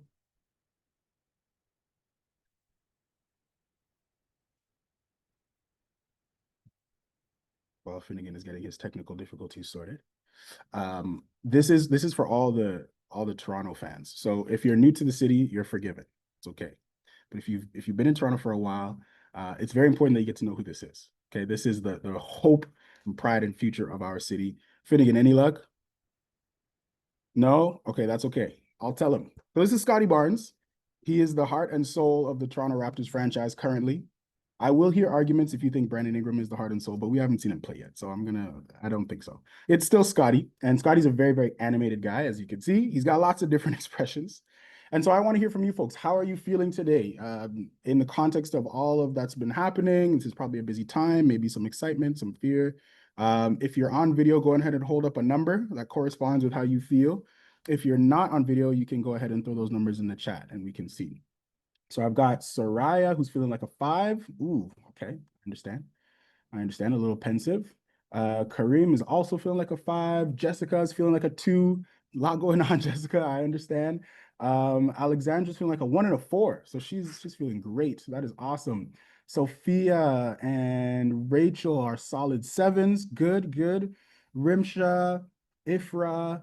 I'm seeing a few more 8s. Who else? Liba, some more 8s. Okay, I get it. A 9, okay. Shauna, nice. Oh, anybody feeling like a 3? Do I see any 3s? No 3s. That's good. But I was hoping for some more 1s and 4s, but that's okay. That's okay. So thank you all so much for participating. Hopefully by the end of this presentation, you'll feel more around a 4 or a 7, you know, getting ready to really take on some of these challenges. 56. Oh, that must be 5 and 6. I got you, Jeff. Okay, no worries. All right, so I said that I'm here from the Center for Excellence in Learning and Teaching. Who are we? What are we? The long version is on the screen, but the short version is we're a branch of the university that's dedicated to increasing the quality of the teaching experience here on the university's campus. And this doesn't just apply to undergrad students. It does also apply to folks like yourself. And so we are here to support faculty, instructors, and students to make sure that we are building a culture of excellence when it comes to the teaching that we do. And so we take a very collaborative approach. We're really focused on engaging our teaching community as well as the learning community. We want to think big about curriculum, about pedagogy, which is a fancy way of teaching. Say that's a fancy word for teaching, really. Excuse me. And we want to develop the competencies and the skills as well. So good teaching is not just about doing what you think is best, right? There's an art, but there's also a science to teaching. And so we strive to strike that balance and make sure that all of the folks at our university who are engaging in teaching have the resources and the opportunities to do their very best in it, okay? So this is our team. It's a small but mighty team led by Sadia Rahmani, who is also actually a TMU alum. She did her PhD here, and she's a full-time educational developer with us. And her focus is on this AA, formerly TAGA programming. So again, that's academic assistant. We also have Jackie, who is another, well, he actually went to Carleton, but he's a full-time educational developer with us as well. He splits his time between our portfolio and another, so we don't see as much of Jackie as we used to, but we still love him. And then we have Zara, who is our administrative coordinator and does an awesome job of helping to support the runnings of our programming on the back end. So those 3 folks are kind of the oversight, particularly Sadia and Jackie, but the team of graduate educational developers, that's me, and my 2 wonderful, wonderful colleagues, Rizwana and Charlotte, we're responsible for really facilitating the programming. So if you are participating in our workshops, in our events, in our activities, you're going to see our faces a lot. And the really beautiful thing, though, is that all of us have quite a bit of experience in education. Some of us have actually studied education formally and done research in education. And with our fearless leaders, we actually help to design the programming as well. So this is programming that's really designed for students, by students, when we're talking about the AA portfolio specifically. So when it comes to supporting academic assistants, which are usually grad students like yourselves, we've all been there, we've done that. And so we're putting together programming that helps to support you in that. But also, the aim for our portfolio is to really support people who are looking to develop teaching skills further. So it's not just about whether or not you're going to be an AA or a GA. So I'll stick a pin there and I'll ask, in this program, in this department, the creative school, do we have, can anybody tell me if we have like funding or mandatory funding tied to or mandatory AA contracts? Is that a thing for you folks, or is it completely voluntary? It's a combination of both, because there's 12 grad programs here, I think, today. So it's a combination of both. Awesome. Okay, so then let's take the temperature. Is there anybody here who is like required to or is guaranteed to be an AA at some point in their program, in their studies? Hands up, thumbs up. Thumb down. Okay. Yeah, you can also give me the thumbs down right away. Let's do that. Anybody who's not required to, give me the thumbs down. Uh-oh, have I lost you? Thumbs down if you're not required to, thumbs up if you are required to. Okay, so lots of thumbs down so far. Yeah, I think the majority of just to give you a background in there, the majority of them are it's more tied to their funding as an optional. PhD students, for example, and then some of the grad programs will offer some funding as well as tied to the AA position, but it's not a requirement for the degree. Got you. Okay, thank you. And I see Renee with a very important question in the chat. So once again, AA stands for academic assistant, which is basically the same as TA or GA. So teaching assistant, graduate assistant. So you're the folks who usually would be hired on a contract to help an instructing faculty member with their course, whether that's through grading, office hours, maybe you'll do some teaching stuff, emailing, all that kind of stuff. So that's what an AA is. Okay, last question, does anybody have any interest in particular in like pursuing an AA contract? So if you didn't know, and maybe I'll back up a little bit, maybe there are folks who aren't super familiar with what an AA is. But yeah, these are paid contracts that you would be getting to support a teaching instructor or a faculty instructor with their work. Okay, so some interest there. Awesome. So that's good to know. Keep in mind that the skills and teachings that we offer also extend beyond just AA-ships, right? So these are skills that you can take into various industry positions. When you know how to teach, it means you also know how to communicate. It means you know how to collaborate. It means you know how to do a bunch of different things that we'll talk more about and that you'll also learn more about in our programming. Okay, so I see I'm running short on time, so we're going to speed through some of this. So there's a few different aspects of our programming that are really important for you to know as incoming grad students. I'm going to cover each of these in a little bit more detail, but the main ones are there's an asynchronous AA orientation that you can do through D2L. And so if you get an AA contract and you're like, have no idea what you're doing, you want to prepare for it, this is a module you can take. We also have our graduate teaching development program. So this is for the folks who are really interested in pursuing teaching or education as a career or as some sort of opportunity in the future. And we offer courses as well as workshops that are meant to build you and really teach you how to teach, right? How many of us have suffered through a class with a professor who was brilliant, but obviously had no idea how to teach? We don't want that to be you. We don't want that to be the experience of your students. So we give you the skills and experiences needed to build that. And then finally, there are actually some awards and some free money that you can win through us. There are opportunities to nominate yourself or be nominated by your supervising instructor if you've done an outstanding job as an AA, okay? So here's the online asynchronous orientation module. Now, as Faculty of Arts members, you will be able to do, like there's a separate training that they do. So this would just be in addition to that. This one is also optional. And if you want to do it, the link is right here in the slides. There are 5 different modules that you go through. They're covered here below. And when you're done, you get a lovely certificate here, as you can see on the right, that basically just certifies that you completed this orientation and you know what you're doing. Lots of resources in there and a great way to prepare for an AA contract. Next is our graduate teaching development program. So as I said, this is like our baby. This is the gemstone, capstone, the zenith of AA programming. And the really nice thing about this is it's a unique opportunity for TMU students because you're literally getting a free program on teaching you how to teach. Now, I'm not going to say this replaces like a master's of education, right? However, these competencies go a long way in making you competitive for teaching positions because a lot of people in teaching positions don't have any formal training, even though they have some experience. So this is your chance to get that formal training in a structured manner. The resources and content that we offer are peer reviewed. It's based on research. It's not based on somebody's feelings. Like this is stuff that we really do. And it's completely free to you, okay? Now you can register with the link on the screen and you can also scan the barcode on the screen to register.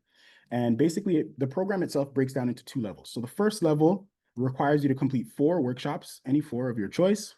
And then you also have to take our teaching and learning course. So there's a 6-week course that we offer for grad students in teaching you how to teach. You have to take that. And then you also have to prepare what's called a teaching philosophy statement. What is he talking about? Come to the workshops and the courses, you will find out exactly what that is. But it's really, really important for anybody who wants to set foot in a classroom as an educator. Once you've completed that, you can move on to level 2.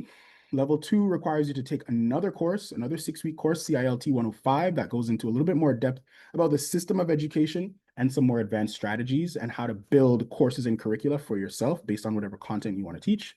And then you have to go through one of 3 capstone teaching experiences. So these are another really cool opportunity that's unique to the university. Basically, you have three options where you can go through an intensive instructional skills workshop where you get to do some sample teaching, like you get to give some sample lessons. We record you, we give you feedback. It can be awkward, but it's super useful. And you get to learn what it really feels like to deliver a lesson and build a lesson for yourself. The peer observation in teaching is a little bit different. You get put into a small group, and basically you and this group of your peers who are fellow grad students will deliver lessons to each other. You'll give each other feedback, both informally and formally, and you'll have a chance to put that feedback into action and continue to build and grow. And finally, there's the course instructor apprenticeship, where basically you partner with a faculty member and they will kind of show you the behind the scenes of what it means to run and build a course together. Okay. There's going to be a slide with more information on each of those below, but I'll just leave that for you folks to be able to read on your own time when you're interested. And then once you've completed both of these certifications, you can join our community of practice, where junior educators and academics like yourself, and even actually some more experienced folks, just come together to have conversations about what's important, what's happening in the field, and how they can support one another. I know I'm moving pretty quickly, but I'm also happy to pause if anybody has any questions or if something is unclear. So just going into a little bit more detail about the courses that I spoke about. So this first one, CILT 100, which is for the level 1 certification. It's 6 weeks, 3 hours, once a week in person. Yes, it is required to be in person. And we're actually offering 2 sections of it this semester. So there's a section on Mondays and a section on Thursdays. If you're interested in signing up, the QR code is there. There's also several links throughout the presentation where you can do that. We're going to be offering one other section in the winter. However, the dates for that are to be determined. Okay. The punchline here is, in this course, you're going to be learning some of the foundations of teaching, and it's a course that's designed for people with all levels of experience. So even if you've never taught anything to anyone in your life, if you've never even trained a dog, you should be good, right? You don't need any experience to get into this course. The next level, CILT 105, is you still don't technically need experience to be in this course, but you would have taken CILT 100. So you know a little bit more about what you're doing, and hopefully have had an opportunity to put some of that stuff into practice. It's also 6 weeks. It's also 3 hours, same format. And it's designed for those who want to produce more practical teaching skills and more critical teaching opportunities. Excuse me. So that course we don't offer in the fall. It's usually only in the winter and in the summer. So you'll recall, as I said, for the level 1 certification, you got to do the courses and some workshops. Here are the workshops that are coming up in the fall semester. These are just 4 of the workshops that we offer. We offer a number of other workshops on different subjects as well, but these are the 4 kind of most popular and most important ones. They touch on some really critical areas of skills for AAs. So as an AA, you're probably going to be doing some grading. We got a workshop for that. You're probably going to need to be engaging your students in some kind of active learning or discussion. We've got workshops for that too. And of course, because you're dealing with other humans, it's important to have a good sense and understanding of equity and justice, and to know how to really treat people. So we've got a workshop for that too. That workshop used to be paid in addition to the department, but things have gotten a little bit tenuous with new contract negotiations. I'm going to skip this slide because it's what I talked about before with those teaching experiences. You can kind of read more on those. And those are also being revamped this year to make them even better opportunities for students. Okay. Somebody asked the question about whether or not they need to be an AA in order to make the certification. No. So whether or not you have an AA contract, you can sign up for this programming. It's completely free and completely available to you. Okay. So finally, here's some more information on the awards. Basically, if you've had an AA contract and have done a really great job, we want to hear from you. We want to give you an opportunity to be rewarded for that. Nominations, you can nominate yourself, and you can also be nominated by your supervisor. You need some evidence of that effectiveness, and you also need some support or like letters of endorsement from students that you've engaged with. But all those details can be found on our website. And if you have any questions, I'm happy to take them via email or to connect with folks at a later time. So if you do get an AA contract, you have any questions about it, these are the people you should see. Your supervising instructor is the first line of defense. After that, you can contact TMU's HR department directly, as well as your department chair, who should be pretty knowledgeable about AA issues and responsibilities and things of that nature, as well as your Unit 3 steward, because the AA contracts are always unionized, so you're represented. And if you have any questions, you can always see that. So thank you all very much for your time. I know we went a little bit quickly at the end there, but again, like I said, I'm happy to address any questions if folks want to message me directly in the chat on Zoom or reach out to our email. It's right here on the screen, TAGA@torontomu.ca, super simple. And you can also scan the QR code on the screen for registration to the program, okay? Thank you all so much for your time. I also love to tell folks how huge congratulations on getting into grad school, because that's why you're here. And so I wish you folks all the best and hope to see you soon. Great. Thank you very much, Daryl. That's fantastic. Lots of information. And again, if we get a copy of the slides, we'll share them on the website for everybody. So you'll have access to all those links and everything that's there. So you don't have to be writing every single thing down yet. It's also recorded. So we have everything in there. Correct. Thank you much, Daryl. No problem. Excellent. So our next department here is the Academic Integrity Office. Robyn Joffe is here. She's the Academic Integrity Specialist. Robyn, if you are here, the floor is yours. And if you have slides, feel free to share. Thank you. So I'm just going to share my screen.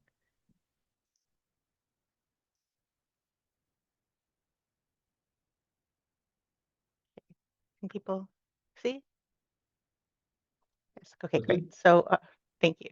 So my name is Robyn Joffe. I'm an Academic Integrity Specialist at the Academic Integrity Office. Making sure this works. There we go. So the Academic Integrity Office is a neutral support team and informational resource for students, staff, and faculty. We provide awareness and education about academic integrity, and we ensure that Policy 60, which is TMU's academic integrity policy, is fair and transparent. So academic integrity is the practice of acting honorably in an academic environment and is central to all of learning. According to the International Center for Academic Integrity, it is the commitment, even in the face of adversity, to 6 fundamental values, and they are honesty, trust, fairness, responsibility, respect, and courage. So in practice, that means avoiding academic misconduct, which, according to TMU's Policy 60, is any behavior that undermines the university's ability to evaluate fairly students' academic achievements, or any behavior that a student knew or reasonably ought to have known could gain them or others unearned academic advantage or benefit. I'm talking a little bit fast, but I know that we're already a little bit behind. So these slides will be available to you as well. It's also important to note that not knowing the policy is not a good enough reason for not following the policy. As the policy states, all members of the university community have a responsibility to inform themselves about academic integrity and misconduct, including the contents of this policy. It's also important to know that as graduate students, academic integrity standards are even higher when you get to graduate school. So our policy also states that in graduate education, it is essential that an environment exists where faculty and students have the utmost regard for academic integrity. Therefore, they are expected to and must pursue their academic and research activities in a manner that is consistent with the highest standards of ethical and scholarly practice. Now, the full Policy 60 can be found on the TMU website. Actually, and if you click or just scan that QR code, it will take you right to Policy 60. According to Policy 60, there are many different types of academic misconduct. Complete explanations are listed and described under Appendix A. So if you do scan that QR code and you scroll down, it'll be on that page. Otherwise, there's a link on my last slide that will bring you to that page as well. I do, however, want to highlight the definitions for one type of misconduct as they were recently updated. So misrepresentation of personal identity or performance. As you can see, in addition to what was already listed, there are 2 new definitions. They are submitting work created in whole or in part by artificial intelligence tools, unless expressly permitted by the instructor, and submitting work that does not reasonably demonstrate your own knowledge, understanding, and performance. So you're all expected to complete your work to the best of your ability. Your best is not necessarily going to be the best all the time, and that's okay. The purpose of doing these assignments is to demonstrate your understanding of the material you're being taught, not to make it look like you already know everything. When you allow someone or something else to do the work for you, you aren't showing your instructor what you do and do not understand, which means that whatever feedback you receive is not able to address the areas where you might need to improve. And if you're caught getting someone else to do the work for you, both you and the person who did the work could be penalized. But forget about involving another person because AI is the main issue here. Submitting work generated by AI can also backfire in several ways. Many students seem to assume that AI can do their work better than they can, which is almost always untrue. AI might use more complicated words, but you shouldn't be including words you aren't familiar with in your work anyway, whether they sound better or not. A lot of students I hear talk about how they want their work to sound more academic, and really it just needs to come from you and your own vocabulary. Even with fancier wording, the responses from AI are often simplistic, too simplistic for what is expected of graduate level work. And that doesn't even touch on the fact that AI makes stuff up. So submitting fabricated information, which includes incorrect citations, would be considered academic misconduct. Moving on, if there is a concern for academic misconduct, that's where our office would usually come in. A respectful, non-adversarial conversation would be scheduled between you and a decision maker, so your professor or someone who represents them, and would also include a representative from our office to facilitate. Discussion meetings with graduate students must be facilitated by our office, so if you get invited to one that's not facilitated for some reason, contact us and we will arrange a facilitated discussion. In these conversations, the students can consult a student advocate who can also attend the meeting, and/or they can bring a support person with them. During the meeting, the decision maker will explain the concern, show evidence, and ask the student questions. The student then gets to respond, show their own evidence if they have any, and ask their own questions in return. Decisions are made after the meeting and are based on the balance of probabilities. So that is whether it is more or less likely that in this particular situation, academic misconduct has occurred. If the decision maker determines that misconduct has occurred, there must be a penalty. Penalties can range from the minimum, which for graduate students is a 0 on the assignment, to an F in the course, to recommendations for more severe penalties. The student may also be required to complete educational workshops or quizzes related to academic integrity. Now, if there is a finding of academic misconduct, there is an appeals process if you meet the right criteria. You can learn more about that on our office's page of the TMU website. I will highlight, however, that you have 10 business days after receiving the initial decision to file your appeal. I'm seeing things in the chat. Thank you for posting the URL. Okay, so now let's just go over a few tips for maintaining academic integrity. The first might be obvious, but it's really just that simple sometimes. Follow instructions carefully. If you are taking a shortcut, you're likely missing something important. Sometimes it's helpful to read instructions out loud to yourself so that your eyes don't skip over anything important. Contact your instructor if you do have a question rather than assume that something is okay to do or use. And especially do not use AI without your professor's explicit and detailed permission. If they don't say that you can use it and say how you can use it, you shouldn't be using it at all, even to brainstorm. Read evaluation requirements early. Even if you don't start the assignment early, at least then you'll know what time to set aside to prepare for it. Complete work individually unless otherwise stated. Avoid referring to, consulting, or using other students' work, for example, websites like Course Hero. And avoid sharing your own work, especially anything that another student may copy into their own work. And I know you're thinking, my friend would never do that to me. But desperate people do desperate things, and I've seen it happen. So just don't allow for the possibility. Take care when giving feedback. One of the definitions of plagiarism includes using someone else's edits. So it's okay to point out problems, but don't provide solutions. Remain attentive when doing group work. You are responsible for any assignment with your name on it in its entirety, so not just the parts that you're working on yourself. It's a good idea to leave some time before the deadline for each person in the group to review everyone else's work before you have to submit. Remember that your work is your effort, your labor, understanding, and expression. Your work shows what you've learned, how you can apply that information, and whether or not you're able to express it clearly. Your assignment may not be perfect, but it doesn't have to be, and it probably shouldn't be. If you already know everything, why are you here? Why you're here to improve and get better and become experts in your own way. It's also important to be aware of the many tools that may be over-assisting you in completing your work. So Grammarly, for example, is often thought of to be okay, even though it is considered a generative AI tool, just so that you all are aware, because it focuses mainly on spelling and grammar, or it used to. However, when it offers fixes, it does so by rewriting your work for you, making that work no longer yours alone. So if you were to then go on to submit that work as yours alone, you could be engaging in academic misconduct. I'm seeing more in the chat. Nope, that was just a leftover. Sorry about that. So there are also other tools available. So paraphrasing tools like Quillbot, auto translation tools, and many others that do much more than they should. You may want to use them to assist you with your education, but don't let them get in the way of it. Now, earlier I mentioned courage, and completing your work with academic integrity does require it. It may mean submitting work that isn't your absolute best.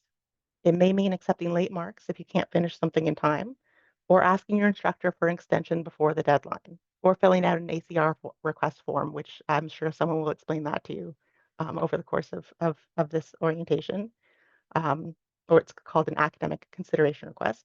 It may mean saying no to a friend who wants to see your work, and most importantly, it may mean asking for help. And that's okay to do even as grad students, and especially as grad students, lead by example, ask for help when you need it. There are many different academic resources available to you at TMU.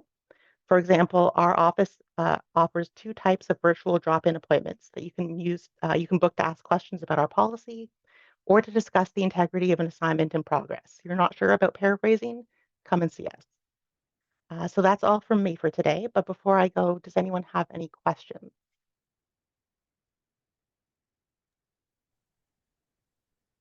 I can't see everybody, so if you can use the hand raise if anybody has any questions. Molly, did you have your hand up? Hi. Hi. I just had like a quick question. I was going to type it out, but it might take longer. Just if it's not recommended to do peer editing, like with your friends, like when you're working on an assignment, what would you recommend in like the case of getting someone to read it over to make sure it sounds okay? If like you wouldn't recommend peer editing and giving your assignment to someone else to read over? I think it's best to ask your professor what they allow as far as peer editing. Some professors do allow it and some professors do not. And it's important to follow what each professor individually prefers. Okay. Thank you. You're welcome. I'll also point out these are my sources because I'm not a hypocrite. And I'll stop sharing my screen and see if there are any other questions.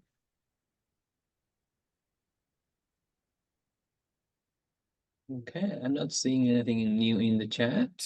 Going once, going twice. Okay, there we go. Thank you very much, Robyn. That was very, very helpful. And thank you very much, everyone. And I can make sure you, when in doubt, just ask. I think it's the best advice there. Just check with your professors, check with the academic integrity office, check with one of us and administration team. We're happy to help you guys out. All right, our next in the agenda we have here, we have the Catalyst. And it's Stacey Berquist is here. She's a grant support specialist, like working on the Catalyst. Catalyst is a big, beautiful space over here in the Reverse Communication Center, 2nd floor. But Stacey, I'll pass on the floor to you and introduce to the Catalyst. Thank you. Great. Thank you so much, Daniel. Hi, everybody. Like Daniel said, my name is Stacey. I'm a grant support specialist based out of the Catalyst. I'll share my screen with just a few information. Wait. Okay. Is that, you see that okay? Great, thank you. Okay, so that's me. That's my email address. My office is in the Catalyst. So the Catalyst is it's a physical space, but it's also kind of hub for scholarly research and creative activities. So we're sort of the base of the SRC operations for the Creative School. In terms of the physical space, as Daniel said, we're based on the 2nd floor of the RCC. We're open to graduate students as a workspace. There's also bookable conference rooms, there's a little lounge and a kitchen. So if you're looking for somewhere to come to do a bit of work or you need to have a conference room for a meeting, you're welcome to come in there. It is one of the sunnier places on campus. So we also host events for graduate students and faculty related to SRC activities. So things like conferences or workshops or exhibitions. We have a mix of faculty and student exhibitions. So you can apply to host an event there if you'd like. And you're also welcome to attend events that are held in the Catalyst.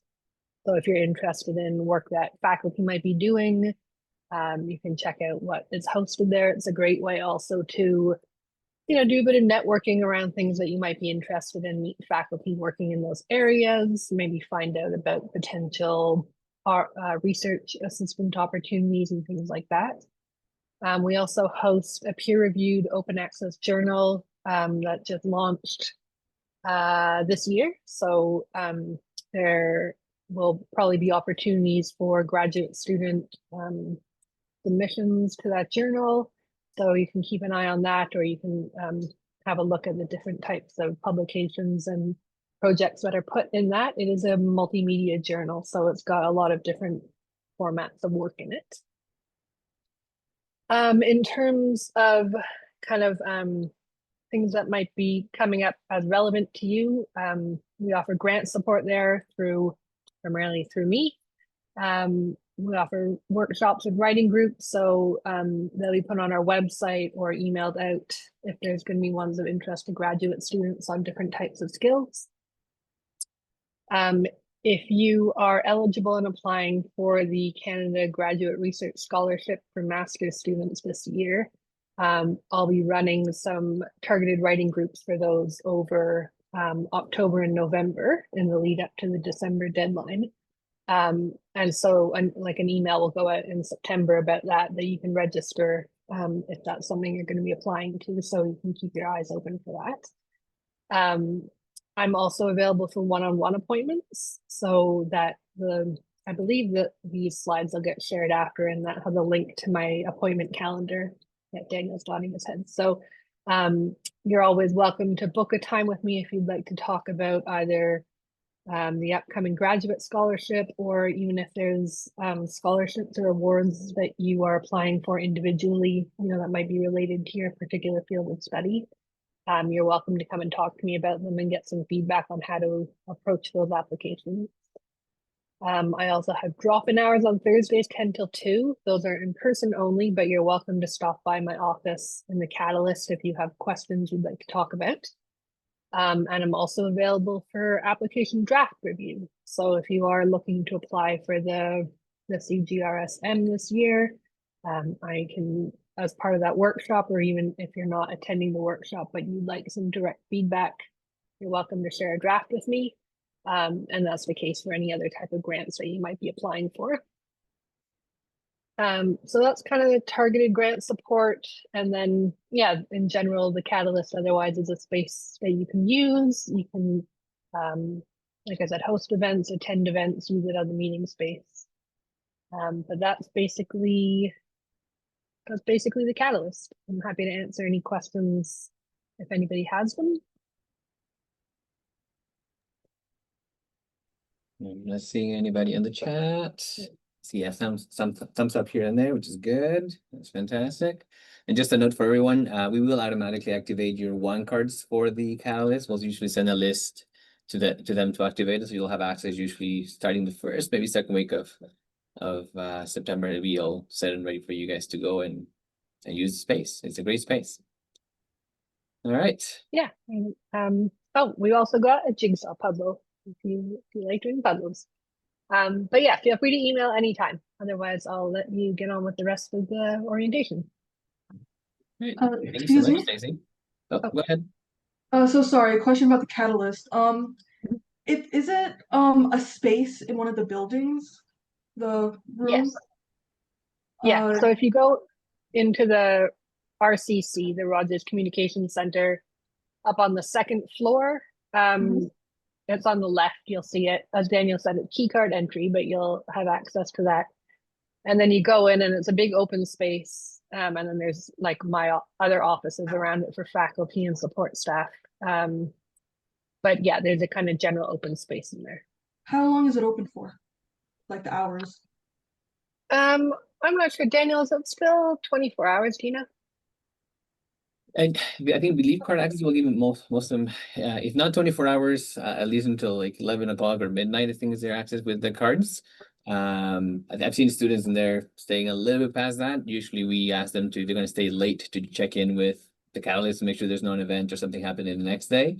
But generally speaking, you'll be able to access the space, I believe, pretty much all day, until midnight, basically. And any access to the buildings overall on campus, by the way, after like 10, 11 o'clock, just make sure you have your one card, make sure you have your ID, because security does go around all the buildings and checks in, make sure that you are a student. So that'd be the only time you might have any issue. It'll just be security say, hey, are you guys okay? Are you students? Great, here's my card, and then you're good to go. So that shouldn't be an issue. What about weekends? Same thing. All right, cool. Thank you. You're welcome. Great. I see a question in there, Daniel, about that I don't know the answer to, but if you completed your undergrad at TMU, do they need a new one card? It'll be the same card number. You might need to update it to say graduate student instead of undergraduate.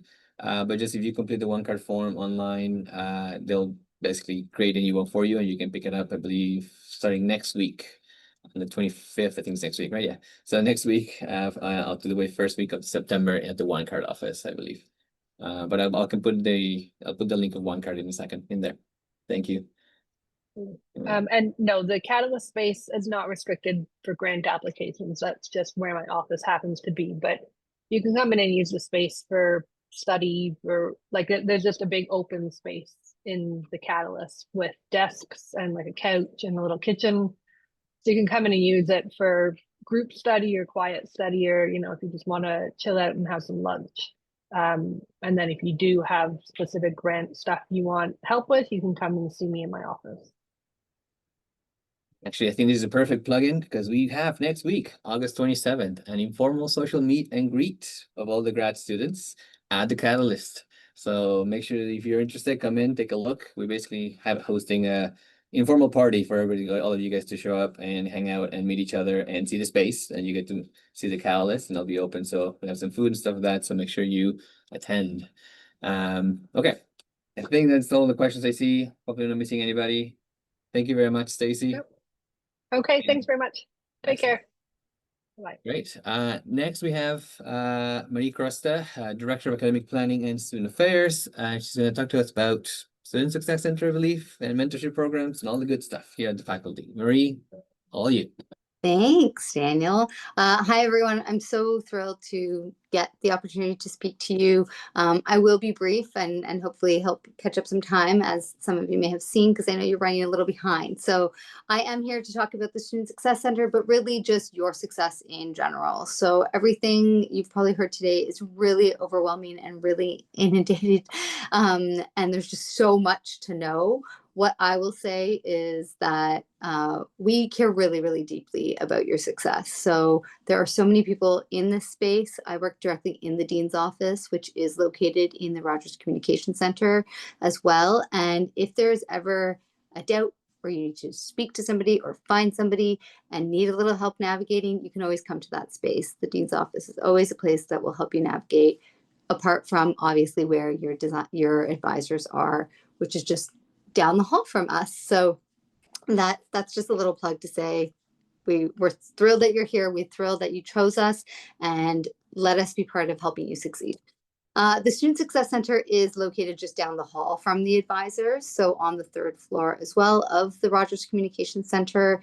Currently, it is a space that houses and holds the internship coordinator that supports many of your programs. That's Danielle Taylor. It's a space that is meant to, it's not necessarily a space that you'll like interact with very much, but the functioning of that office is to inform students of opportunities, events that are happening. So we do that through a weekly newsletter called The Scoop. Check that out, look at that. You might find that maybe there's some things that are more undergrad focused, but if there is something of interest to you, feel free to attend it, or contact Kira, who does The Scoop, who releases The Scoop weekly, for clarification or confirmation or ideation.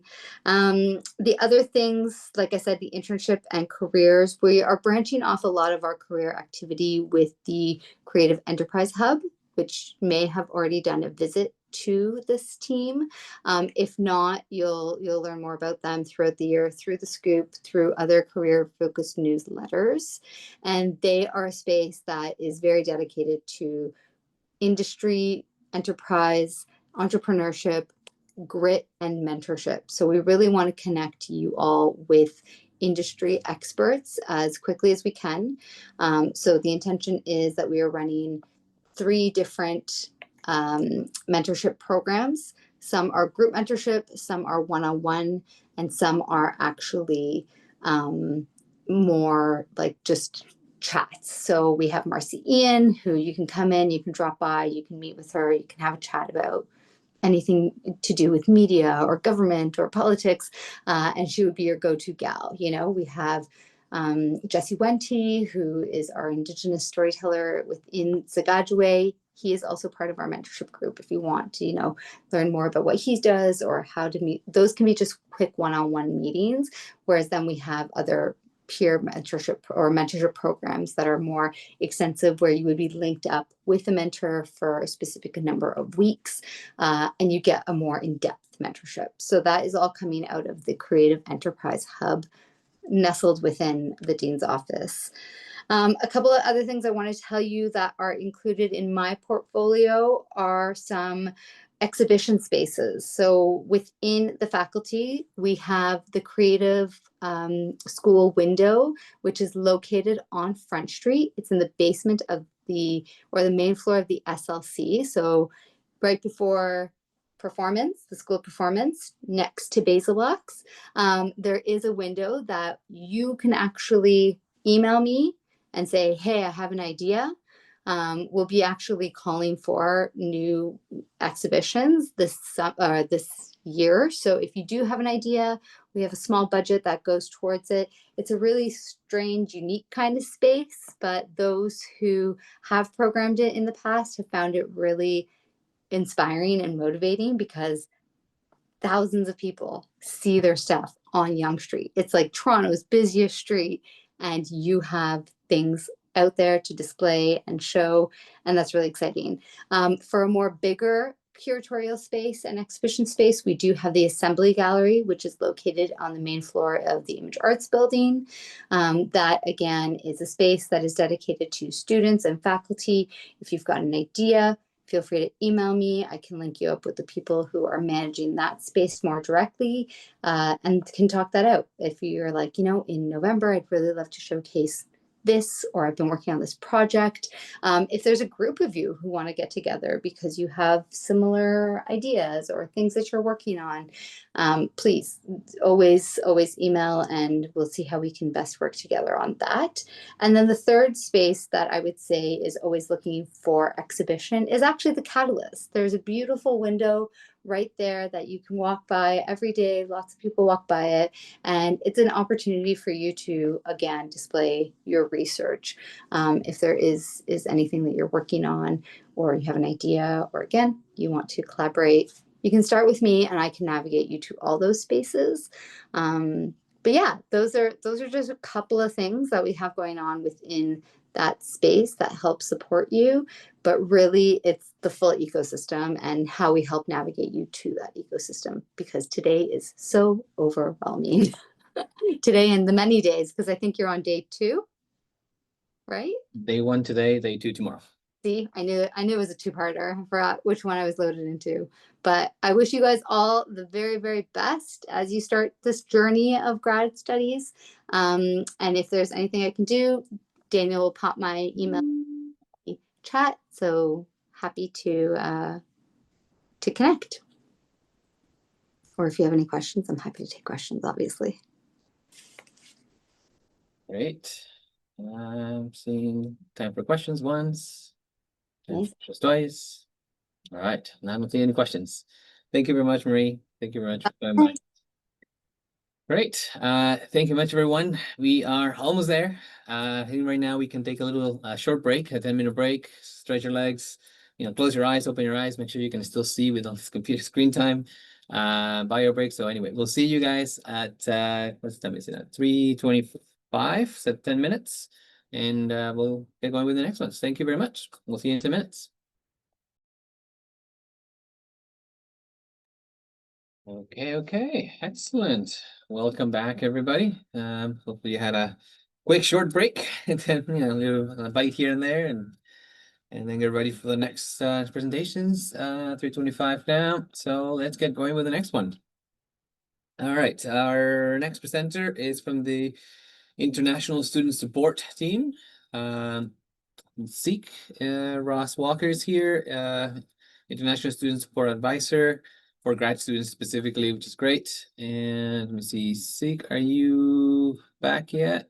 There you are. All right, so Zeke, the floor is all yours. Great. Yeah, thank you, Daniel. Thank you for having me, and really appreciate having a chance to speak to everyone here. Yeah, my name is Zeke. I am the International Student Advisor responsible for the Yates School of Graduate Studies. And let me share my screen here. I have a few things that I would like to use this opportunity to go over with you.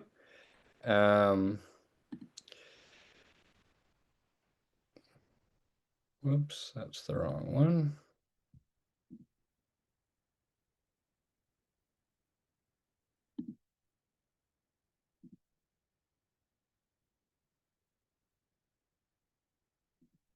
Is my screen sharing? Yes, it is. Okay. Great. So I'd like to introduce you first of all to the team at ISS. So we are whoops, located in oh my, I just unshared my screen. Sorry, guys.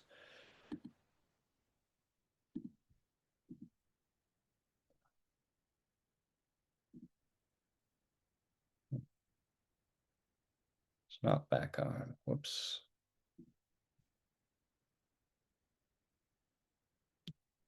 Well, that's unfortunate. Sorry, everybody. Okay, so I will go ahead and just give you the information myself. So we are located in the podium building in the basement floor. It's pod 50A. And our role is to provide a lot of different types of guidance and support for international students at TMU. First and foremost, we are here to provide immigration support, and that is done through a team that I'm a part of myself and 3 other advisors. And as mentioned before, we're kind of divided by faculty, and my faculty is the Yates School of Graduate Studies, as well as the International Exchange Students Program. So what we do, we're all licensed immigration consultants, and we are there to advise on immigration questions, as well as support with the study permit application process and anything else that comes up on the immigration side of things. We also work with immigration student experience team or international student experience team, rather, who do a number of different things related to cultural and social support for international students. They run a lot of informative and fun events on campus and around Toronto. Some of them are focused on just getting you settled in the city. Some are more related to practical things like taxes and finding different services in Toronto. So really encourage you to keep an eye on what's going on at ISS, where all of our events are up on the Explore TMU calendar. So you can easily see what's coming and take part in them. It's a really good way to enrich your experience as a student and meet some more of the international students that you may be attending with. We also can support in a number of different ways with if you have questions about financial support or you need guidance that way. If you're interested in programming targeted at international graduate students like yourselves, so we do some webinars around job seeking, networking, and things that are more related to the graduate student phase of things. We also have some assistance that we can provide when it comes to family members, newcomer support. So if you're just looking for assistance with settlement and sort of off-campus, non-academic concerns for newcomers, then we are also the place to come for that. And a really big thing that is important for international students to know is that the University Health Insurance Plan, UHIP, is one of the things our office assists with, and we are your point of contact for that. So that's the mandatory health plan that all international students are enrolled in. And if you have any questions or concerns about that, you can come our way. So yeah, one of the main things that we do is if you need any guidance around your compliance with the study permit, and you're not sure if your study plans or your academic plans are going to be in sync with what you're required to do and maintaining your study permit, or if you want to make sure that it's setting you up for success in future applications, for example, a post-graduation work permit application that many students are looking ahead to do, then it's a great idea to get in touch with our team so that we can walk you through some of those things. Many times we talk to students about making sure that they're enrolled in full-time status, for example. For graduate students, that means that you need to be enrolled in one of your course codes which reflect ongoing graduate research. And there are big implications if you do not do that in every academic term in your program, all related to your immigration status. Another big concern for students is work authorization. So most study permits have remarks on the bottom, which will just let you know that you are eligible to work on or off campus. So there are a number of things that are important to know about to make sure that that does not, that you don't lose the validity of that. So one thing is maintaining full-time student status again, and being actively enrolled, right? So if you're on a short-term leave or something like that, then you do lose that work authorization while you're not enrolled as a full-time student. And of course, making sure that you have a social insurance number. So a lot of these things can be obstacles, or if you're not sure how to get them done, then you put yourself in a situation where you may not be able to work on the basis of your study permit. So very important to have the right information for things like that. I just wanted to let you know, unfortunately, because I locked myself out of screen sharing, I'm not able to share this slide, but I wanted to let you guys know when we have drop-in advising, which is 3 times weekly. We do have drop-in advising Tuesdays from 9:30 to 11:30, which is accessible virtual or in person. And then on Wednesday afternoons 1 to 3, we have an online advising session, and Thursdays 1 to 3 an in-person advising session. So those are drop-in, no appointment needed. It's a really great way to get answers if you just are not sure about something that you're working on, like an immigration application that you're working on, you're trying to get through. You need somebody to walk you through something. But it's better tailored to quick advice, because we can only really do maximum 15 minutes with each student during drop-in. So we also are available as one-to-one advising, which you can book. There's a guidance on our website that you can go through and book appointments with your advisor. Because I am the Yates School advisor, that would be me that you would be likely directed to. So if you are booking appointments to speak to me, I look forward to that. I am just going to, I think, pop this up on the screen if I can, if I have any more luck with this, so that you can find how our appointment booking works. So this is the ISS website. And if you see the tabs along the side, you have appointment booking for meeting with an advisor. Another thing that's very important is if you need a status letter for any of your immigration applications from TMU, you can request a status letter on Service Hub. Generally for confirmation of enrollment, or confirmation of graduation date or program completion, these kinds of things which are important in immigration applications. But these letters are tailored for the use of international students and their immigration needs. A bit different than what you might generally get in an enrollment letter from the registrar.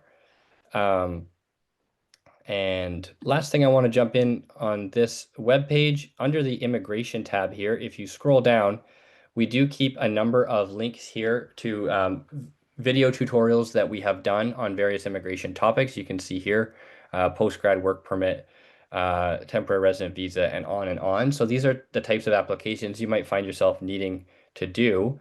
And we can help you with working through that in a big picture way through these videos or through actually attending these events. If you go on ISS's, if you search ISS on Explore TMU calendar, you'll see these events coming up live, and so you can attend those as well. Yeah, very helpful. Big picture walks you through the application process, the required documents, and on and on. So I really recommend that resource.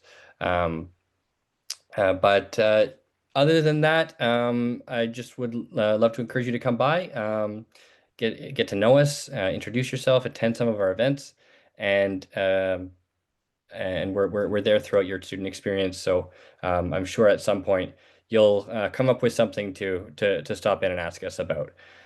So really appreciate having the chance to introduce myself here. Our email address for the general inbox is issask@torontomu.ca.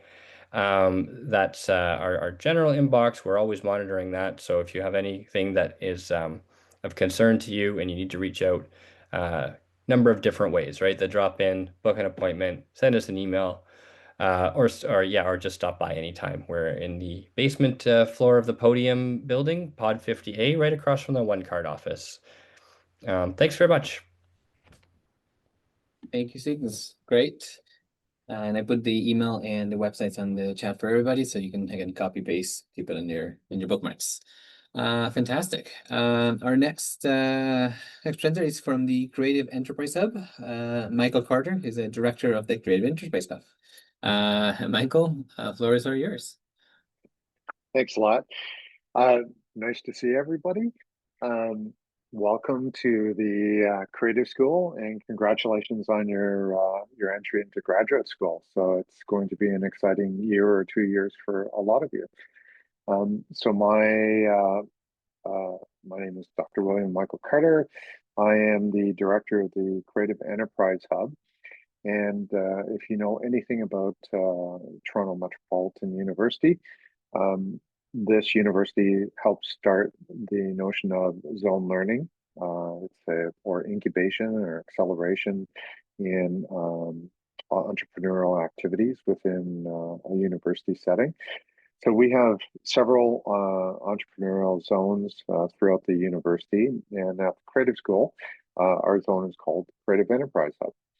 And I'm lucky and honored to be able to offer and help graduate students like yourselves with their creative hustle. So this year we're launching a new program. It's going to be called Creative Hustle.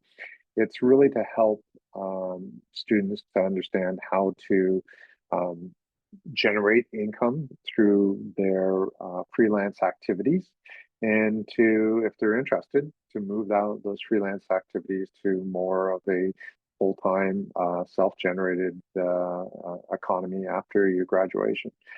So we'll be offering free workshops, generally between the 5 to 7 time period, Monday through Thursdays. We'll be offering free drop-in at any time. You can come in and speak to any of us or speak to your fellow peers about freelancing and how that works, and all the ins and outs of collecting taxes and figuring out how you pay your subcontractors, and potentially writing up an NDA and so forth. So our goal at the Creative Enterprise Hub this year, specifically for your cohort coming in, is to make sure that you're well equipped for employment after you graduate. So that's kind of one part of it, and it's what we call the entrepreneurial component. The other part of it is, and some of you may not be interested in becoming self created entrepreneurs. Some of you may just want to work for another company, and we call that entrepreneurs.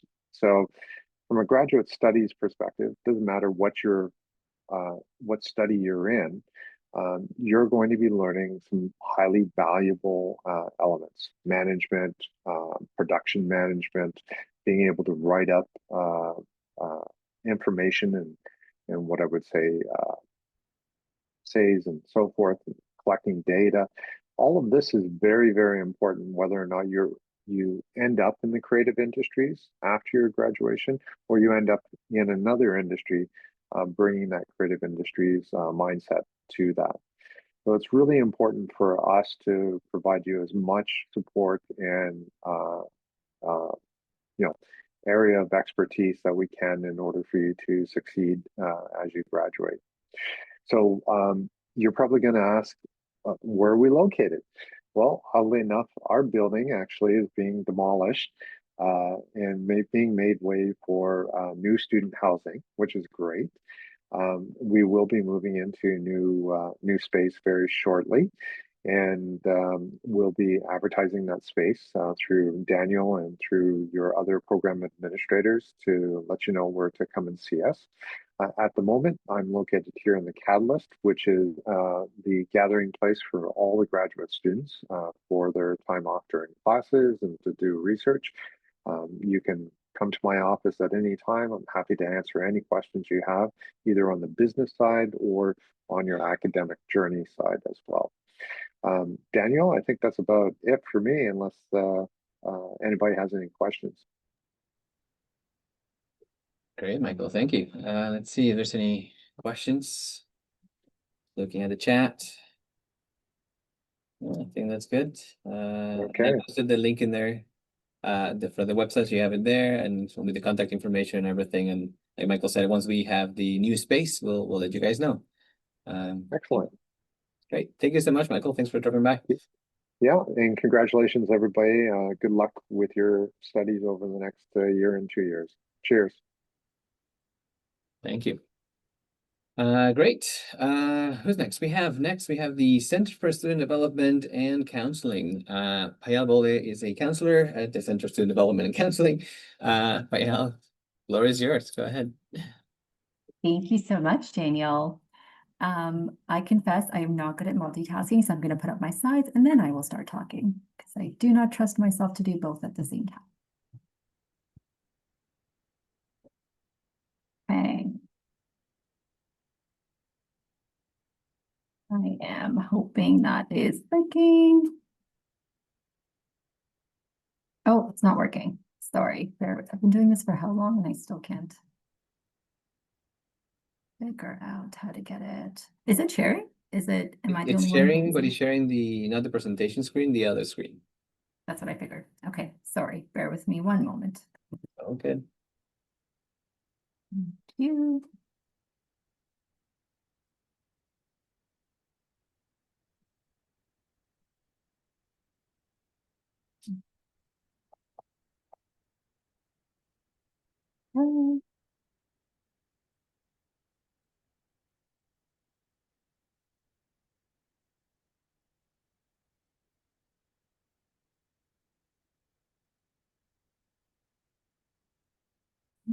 Hold on.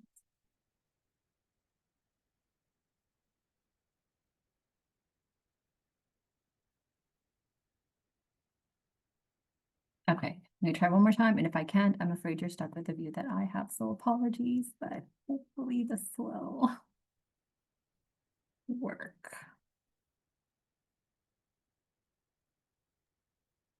I think we're still seeing the full view. You're still seeing the, okay.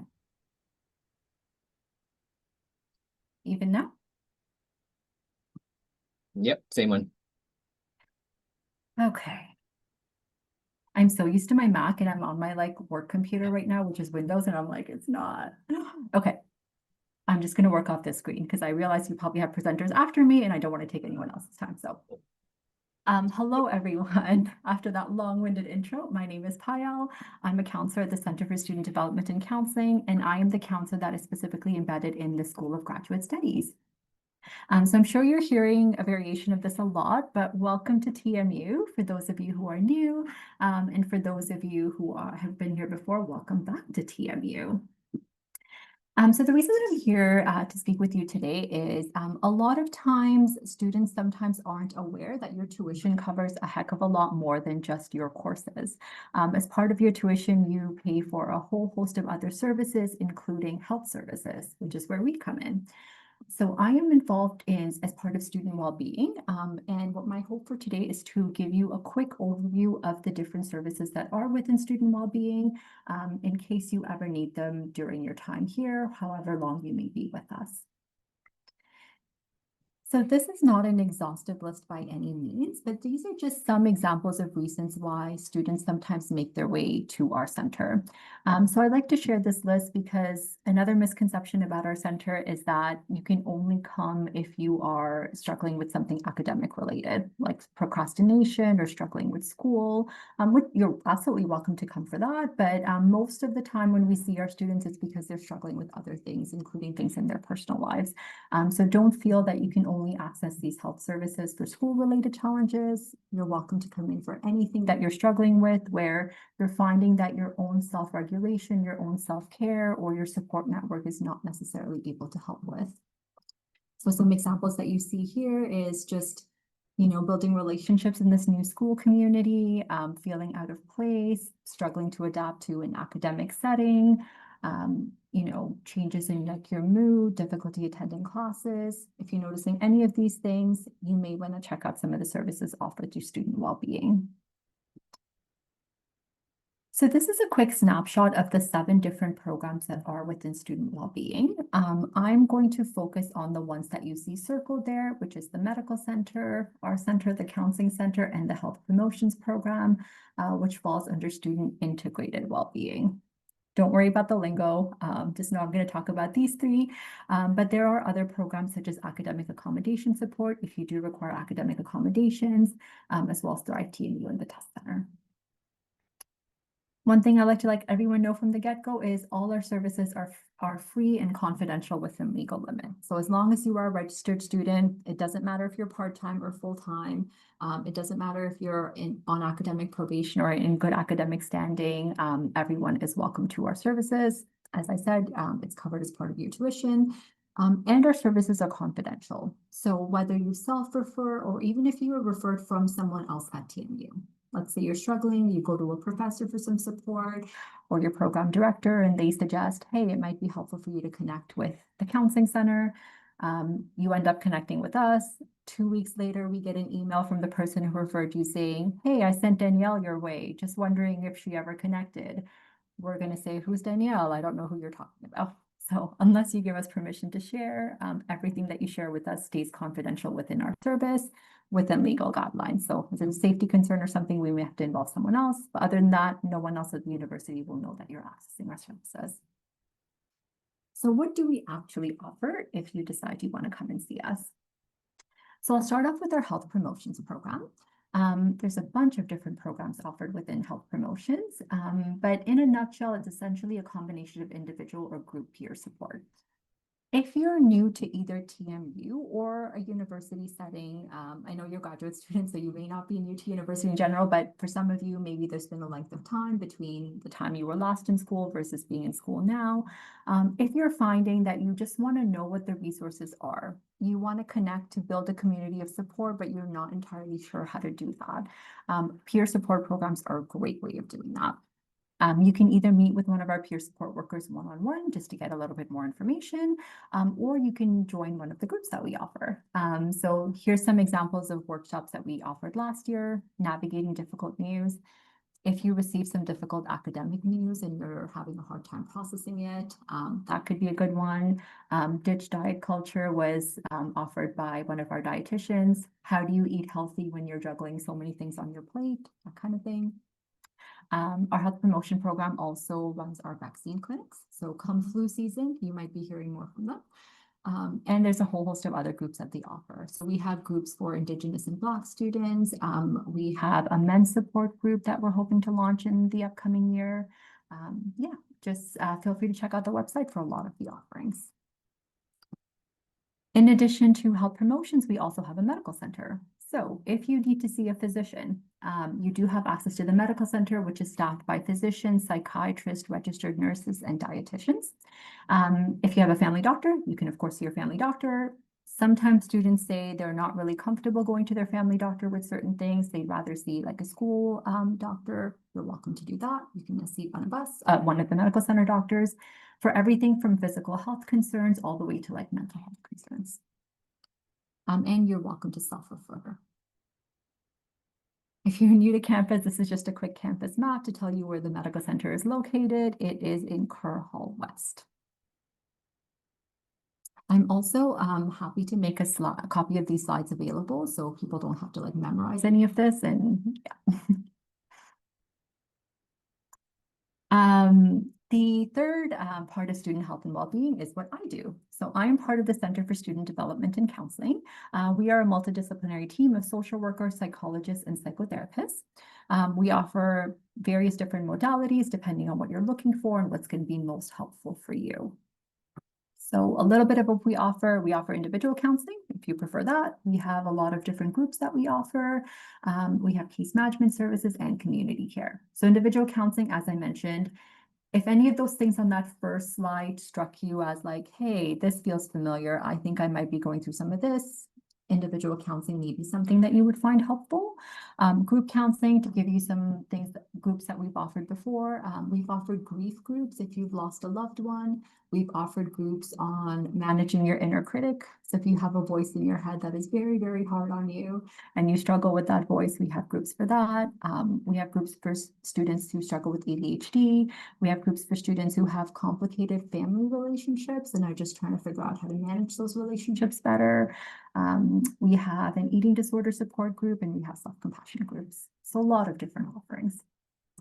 We also offer case management services. So if what you need is not necessarily mental health support, but you are struggling with other quality of life issues like housing, for example, financial concerns, things that are getting in the way of you being able to show up academically the way that you'd like, we do have case managers that we can connect you with as well.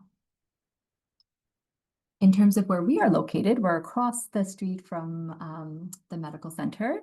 For those of you who've gotten your one card, we are in Jorgensen Hall on the lower level where the one card office is, literally just around the corner.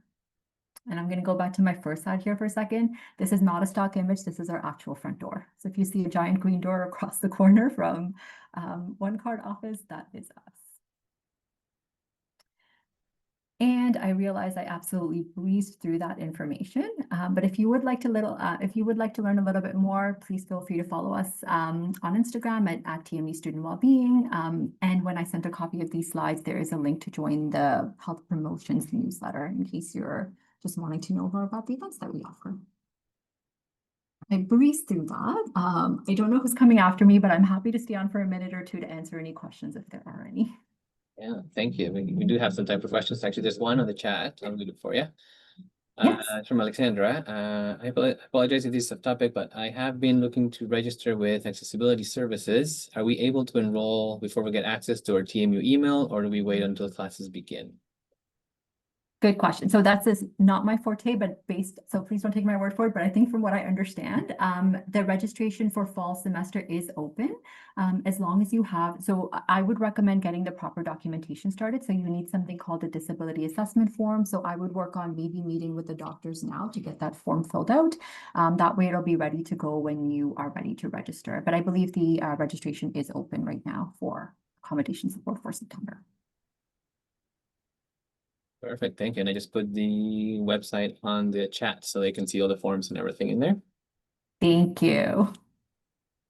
Great. And is anybody else have any other questions for Payal? Going once. Going twice. I've done this like 13 times already. So you guys know what's next. Going 3 times.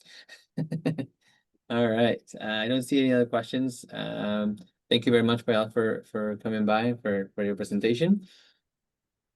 Of course, I'll make a copy of the slides available. Welcome again to TMU. And I always feel awkward leaving out because I have one of those jobs where I was like, it's lovely to meet you and I hope I never have to see you. But if I do have to see you, you are always welcome. And have a good start to your graduate program. Take care. Excellent. Thank you so much. And just so everyone, make sure you take advantage of the services. It's a great group of people that work in the student support and well-being. So take advantage of that. It's part of the tuition, is part of university, so lots of extra support there if you ever needed. When in doubt, if you're not sure which one is applicable to you, or you're just not sure where to go, reach out to us and in your program email address, or come by to our offices. And then we're happy to direct you and help you going in the direction that you need to go. All right. That being said, I think that was our last presenter for today, actually. So now we usually have a little bit of a Q&A period. Sometime if you guys have any other questions, or if any of the things that we presented you today trigger any sort of questions, by all means, you can write it in the chat or raise your hand. Soraya, go ahead. Yeah, thank you. It's just a more organizational question. Tomorrow, unfortunately, I will have issue to attend properly. Can you remind me what are the topics covered tomorrow, please? Yes, of course. Great segue. I love it. She's not a paid promotion. This is actually an actual question. Here we go. So yeah, tomorrow we have the day 2 of the orientation. So day 2 of the orientation is more about getting to know the team of program administrators. So there's 6 of us that work with you guys, with all the 12 grad programs that are here today. And basically we support you throughout the throughout your year, and we basically, it's a quick introduction the first hour, telling you a little bit about who's who and who does what, and different resources and tips as to how to get information in those areas. So everything from clearing your conditions for admissions, making sure you're ready to start the program in September, a little bit of Wharton funding, some student resources information about specifically for your programs, plans to study, progress review, those kinds of things. And we also have a presentation by Danielle Taylor, the internship coordinator here at the Creative School, who's going to talk about a little bit about internships, field placements, those kinds of things that happen and what's available. And then after that is usually more again a Q&A session. So tomorrow's session will be shorter than today. I think we booked between 1 and 3 o'clock, so for approximately 2 hours. It will also be recorded as well. So sorry, if you can't make it, we'll post it online on the website. So same graduate orientation website, sorry. We'll post it in there for everybody to see, so you can watch it at a different time. Yeah, so that's what's happening tomorrow. Thank you. Okay, I just have another follow-up question, sorry. Go for it. We are going to receive all the slides from today, I think, in the next few days. Yes, so we'll same thing. We'll add them to the same website. So everything, and I'll post it in the chat in a second. Everything that we talked about today and all the slides, we are gonna get them from all the presenters, and we'll add them. Basically, what we do is we add them to the agenda. So where the agenda is, you'll see the website to their website, and then we'll add this presentation, the slides that we receive. We'll add them just below that, so you can download them. We usually use get them as PDF. So you should be able to download them if you want to keep them on your computer, or just watch them online, either or. Perfect. Thank you very much. Have a great day. Thank you. Thank you for Bye. Yasmin, you have a question. Go ahead. Yes, hi, I do have a question, but I quickly wanted to mention something about the accessibility services, since I did also was wondering the same thing, and I reached out to them, and I was told that the email is kind of important in order to be enrolled properly for accommodations. So I just wanted to put that out there because I received that information. Hope it helps whoever needs it. Thank And you. no problem. And the question was about actually the emails and whether it's normal that we haven't received them yet, because I heard it would be mid-August, but maybe it's towards later in August. So because I haven't received mine personally yet, like for the TMU emails. Yes. So yes, as incoming students, it's a slightly long process. Basically, last Friday the 15th, so this past Friday, grad studies and admissions began what's called matriculation process. Matriculation basically means they're converting your account, which was an applicant and you got accepted, into full student account, I guess. And so that's the matriculation process. And so that just happened, like I said, starting Friday. So assuming you have cleared all your admission conditions and you're ready to go, you'll be matriculated. And then so now, if you can start probably as early as this week, start logging into My Service Hub. And usually once you've converted, if it's the first time, you'll get a notification from the system saying you have matriculated or welcome, you're a new student or something along those lines. And then at that point, you'll probably be asked to create a username if you haven't already created a username, which, for example, my email is d2garcia@torontomb.ca. So the D2 Garcia is a part of that they'll ask you to create. If the system doesn't automatically request that from you, it could be because maybe you're still in process of matriculation, maybe you haven't cleared your admission conditions. For example, admission maybe hasn't received your final transcript, for example, or maybe you have to submit, you're waiting for a final grade or something along those lines. So if that's still on hold, your matriculation hasn't been completed, therefore you haven't received your email yet. But they usually do a refresh in the system I believe it's every day between now and until the early September, and then at that point, everybody should be matriculated and enrolled and all those kinds of things. If you do have your account access and you log in and you still don't know what your email is, the easiest way to access it is log into My Service Hub, and in there'll be a tab at the top called Apps, APPS, Apps, right? When you click on that, you'll see it'll take you to a new window, and then in that window, you'll see listed Gmail. So TMU's email provider is Gmail, but so if you click in that button, it will take you to opening up or to creating your email account usually. So that's another way of make sure you have it and you get it activated. If you're unsure of what status you're in or anything, you can always email us. So just email us at your program email address, and then we can check through the status of your admissions, make sure you're matriculated, or maybe you're still in the process of getting matriculated, and then we can let you know that way. So most likely, if I don't have any conditions, I could go to the apps on my Toronto. Okay, thank you so much. Yep. No, you're very welcome. Okay, another question in the chat here. I'm going to read it out loud. I know it's likely this is a program-specific question, but if we haven't been prompted to set up our email and don't have, oh wait, that's the same one.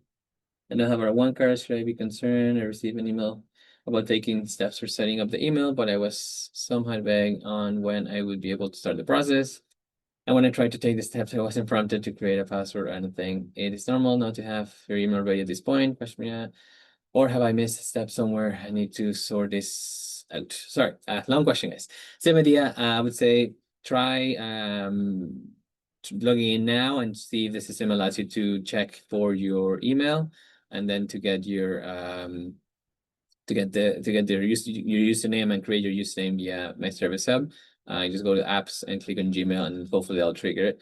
If you don't get to that far, you're still stuck, and same thing, just send us a quick email. We can check, make sure that you have been matriculated into your program. Second part of the question was the one card. So for the one card office, so the one card pickup, there's an online form you have to complete. So that you should be able to do now.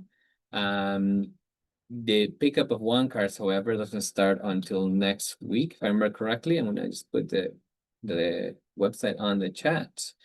So that's the one card office website, and so if you go to that link, there's the section for student one card. Click on that, and then basically follow the prompts and the steps. You have to complete some information, complete your name, ID, all that kind of stuff.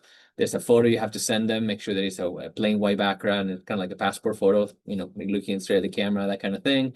Once the photo is approved, you get an email confirmation, and then you should be able to pick up your cards. I believe starting next week. Let me see if I can find the dates here. Yeah, August 25th to September 5th. Monday to Friday, 9 to 4 p.m. in pod 5-6. The pod building is if you go through the main entrance at 350 Victoria Street, it's on so this will be in the main floor or basement floor and halfway through the middle of the building. If after September 5th, you can pick up your cards in pod 48, the same space. just a 9 to 4, Monday to Friday. Ideally, you should have your card by the first week of September, because almost every building on campus is locked, and you require your one card to access the buildings. I will let you guys know though, because everybody's getting their one cards at the same time, and during the first 2 weeks of class, there's sometimes a little access issues with the programming is not right, things like that. So usually what we do is we'll send multiple rounds of programming. So you may get we can make sure everybody has access. So that's going to happen usually the first week and second week of September until everybody has access. Again, if you have any issues with your card once you get it, send us an email to your program email address, and we'll look into what's causing that issue. We'll try to help you out. Hopefully that answers your question. Who's that? Molly. Let's see. So yes, thank you, Mara. You confirming that they were able to get their email. Schedules for most of the schedules, I think all the schedules should have been sent out. Well, we sent either a course selection form if your program requires to select elective courses in the first year, or you would receive an email about enrollment. So we are right now currently in the process of enrollment, and then adding you to all your courses and schedules and classes. We'll talk a little more about that tomorrow, but basically we had to wait until last Friday that matriculation begins. Once matriculation is done, then we get access to start adding your courses to your schedule. And so once, as soon as each program is completed, we'll send you a notification of what that is completed. At that point, you should be able to see your schedule in My Service Hub online. However, you should have received an email before, probably about a month ago, I want to say, with either a course selection form, which tells you sort of where. But if your program requires course selection, and that usually has a link to the schedule as well. If you're unsure, send us an email, and again, we can share that with you. Note, some programs do not have electives in the first year of the program, so you have just required courses, in which case we'll let you know as soon as you're enrolled, and then you'll see your schedule at that point. All right, let me see who's next here. Hopefully that answers. I think that was Abigail, yeah.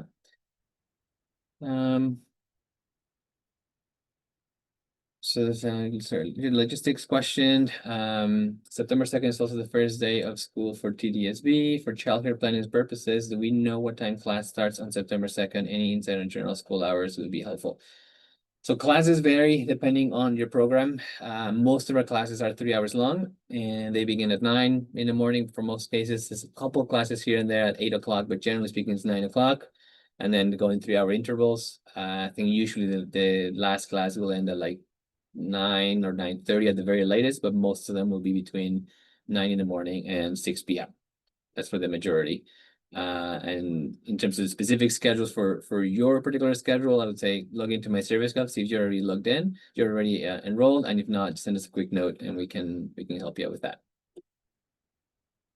All right, so for Sophia, for AA positions, if we receive one in our funding package, when can we expect to hear what class we will be assigned to or do we need to register or sign up for positions? Great question, Sophia. So if you receive an AA position as part of your funding package, the program will reach out to you as soon as we know which position is assigned to you. And just to give you everybody some background on that, all the AA positions or the academic assistant positions are tied to undergraduate courses. And so the undergraduate schools have to then reach out to us to let us know which classes will have a position available for them, because it's based on numbers and enrollment and all those things. So a lot of that happens this week, next week, and the first weeks of September usually. But so as soon as we know which positions are being granted, then we'll let you guys know specifically which class, which professor you need to contact, all those different things. That's if you've received one as part of your funding package. If you have not received one as part of your funding package and you're still interested in doing academic assistance positions, then at that point, the easiest way to do is you can actually go to the TMU careers website and you can actually apply directly to some of the positions that are available. Each school, so each undergraduate school will usually post the positions on the website, and then you can apply based on your background, based on what your previous education, and then you're welcome to apply to as many as you want. And then I think, and then if you get it based on your experience, it's great. It's additional funding, so make sure you do. I just posted the link on the chat, torontomu.ca/careers. And then once you get there, take a look at the student section, and you're going to find academic assistantships, research assistantships, as well as career boost positions and any other positions that are available and open to you as a graduate student. Sorry. All right. Thank you. Here's another one. Samuel. If you have the Authenticator app, you have to link TMU to it, and then there is a verification code that changes everything. Oh, that's just to activate your email. Yeah, so you have to make sure everything at TMU is now two-factor authentication. So make sure that you get that Authenticator app, download the code, get it ready there, because you'll need it to pretty much activate, access anything on campus and in the university. The same thing will apply to things like Adobe Access. So all of you guys in the Creative School will get access to Adobe Creative Suite. So you'll need, again, two-factor authentication for that. We did a session about this, was it a month and a half ago? And you can find copies of those sessions actually, and I'll post that in the chat. Here it is. So we have a Welcome Creative Grad website, which I'm going to post in the chat there. So if you go there, there's a few of the onboarding sessions that we did over the last few months. So take a look at there. One of them is about, includes access to my Service Hub as well as Adobe and those things. And we speak a little bit about two-factor authentication and those kinds of things if you're running into any issues. Tuition payments. So tuition, you can begin paying tuition pretty much anytime. As soon as you are enrolled in your courses, and so we let you know you're enrolled. At that point, you should be able to see what the tuition cost is for this term, and so you can start paying it at that point. Generally speaking, just again going for grad studies, for all of you, tuition fees are very different in grad than it is in undergrad. In grad studies at TMU, it is a flat rate for the year. It's just split into 3 payments, a third in the fall, a third in the winter, and a third in the spring, summer. All of it is due basically the first at the start of each term. So for that third that in the fall, for example, as long as you pay it before the end of September, you will not get any late fees or anything like that. So always aim to pay your tuition by the first month each term that you're enrolled in the program. And so I say that because on grad studies, it doesn't matter how many courses you're taking, how many units or anything like that. It's just basically a flat rate, so you know the tuition amount. And I can also post their website for tuition fees in the chat in a second, so you can actually get an idea how much it will be. Just give me 1 second. Just gonna find it now. And it is on the chat now, so that will give you an idea of the tuition fees by program. So just scroll down, check if you're a domestic student from Ontario, domestic student from outside Ontario, international student, etc., etc. Pick the one that suits you, and then find the program, and it will give you a breakdown of each term. When you click on the program name, it will give you a breakdown by term, so you can know more or less how you have to pay, or how much you have to pay. Sorry, and then you should be good to go from there. There's also a link in there to how to pay the fees as well. If you have any issues or questions or anything, let us know. Let me see what else.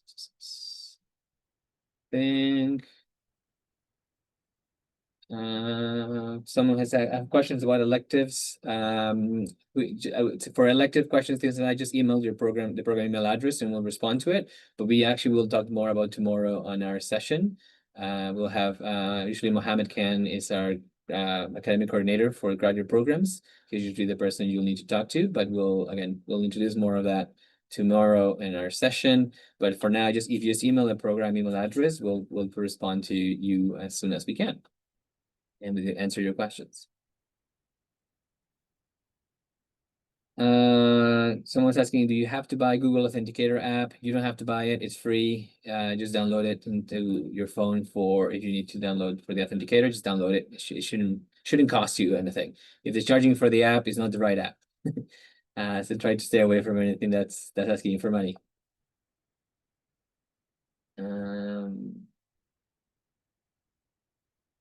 The question is, how would I know when I am enrolled in my courses? And how do I check my status of enrollment? So for enrollment in courses, you'll see them on my service hub. So when you log in there, you should be able to see your schedule under academics, and you'll see that you're enrolled. Right now, again, like I said, we're still working on processing enrollment and get everybody set up. But we will email you as soon as we know it's completed on our end, at which point then you can check my service hub and you should be able to see your schedule there. If you see anything missing or any questions or you're not sure, just send us an email from there, and then we'll try to fix it. And that's another thing to mention for grad students. A lot of the enrollment, or that's right, I should say, all the enrollment happens at the office and the office side of things. So you have to go through us for enrollment, just because there's a lot of prerequisites and requisites and things like that. So we, instead of trying to deal with individual errors by course and stuff like that, we usually enroll you, and then we take care of all the possible errors that you may encounter. So just reach out to us, and we'll respond and enroll you to any courses, or drop you for any courses later on. If you ever need to drop a course, same thing, just send us an email, and then we'll process the enrollment or drop of course, and then we go from there. All right, I think that's all of them in the chat. I feel like I've been talking for a while, but I still have voice, so it's okay. And all right, how we doing? Any more questions? Everybody good? It seems like we're good. Not missing anything. All right. Well, congratulations, guys. You stuck around with it 3 hours long. Well done. We'll see you tomorrow, same time, 1 o'clock, for the second part, and there's more to come. So, but for now, go home, enjoy, rest, finish work, whatever you are, and we'll talk to you guys tomorrow. Thank you very much for coming by, and again, congratulations on starting graduate education.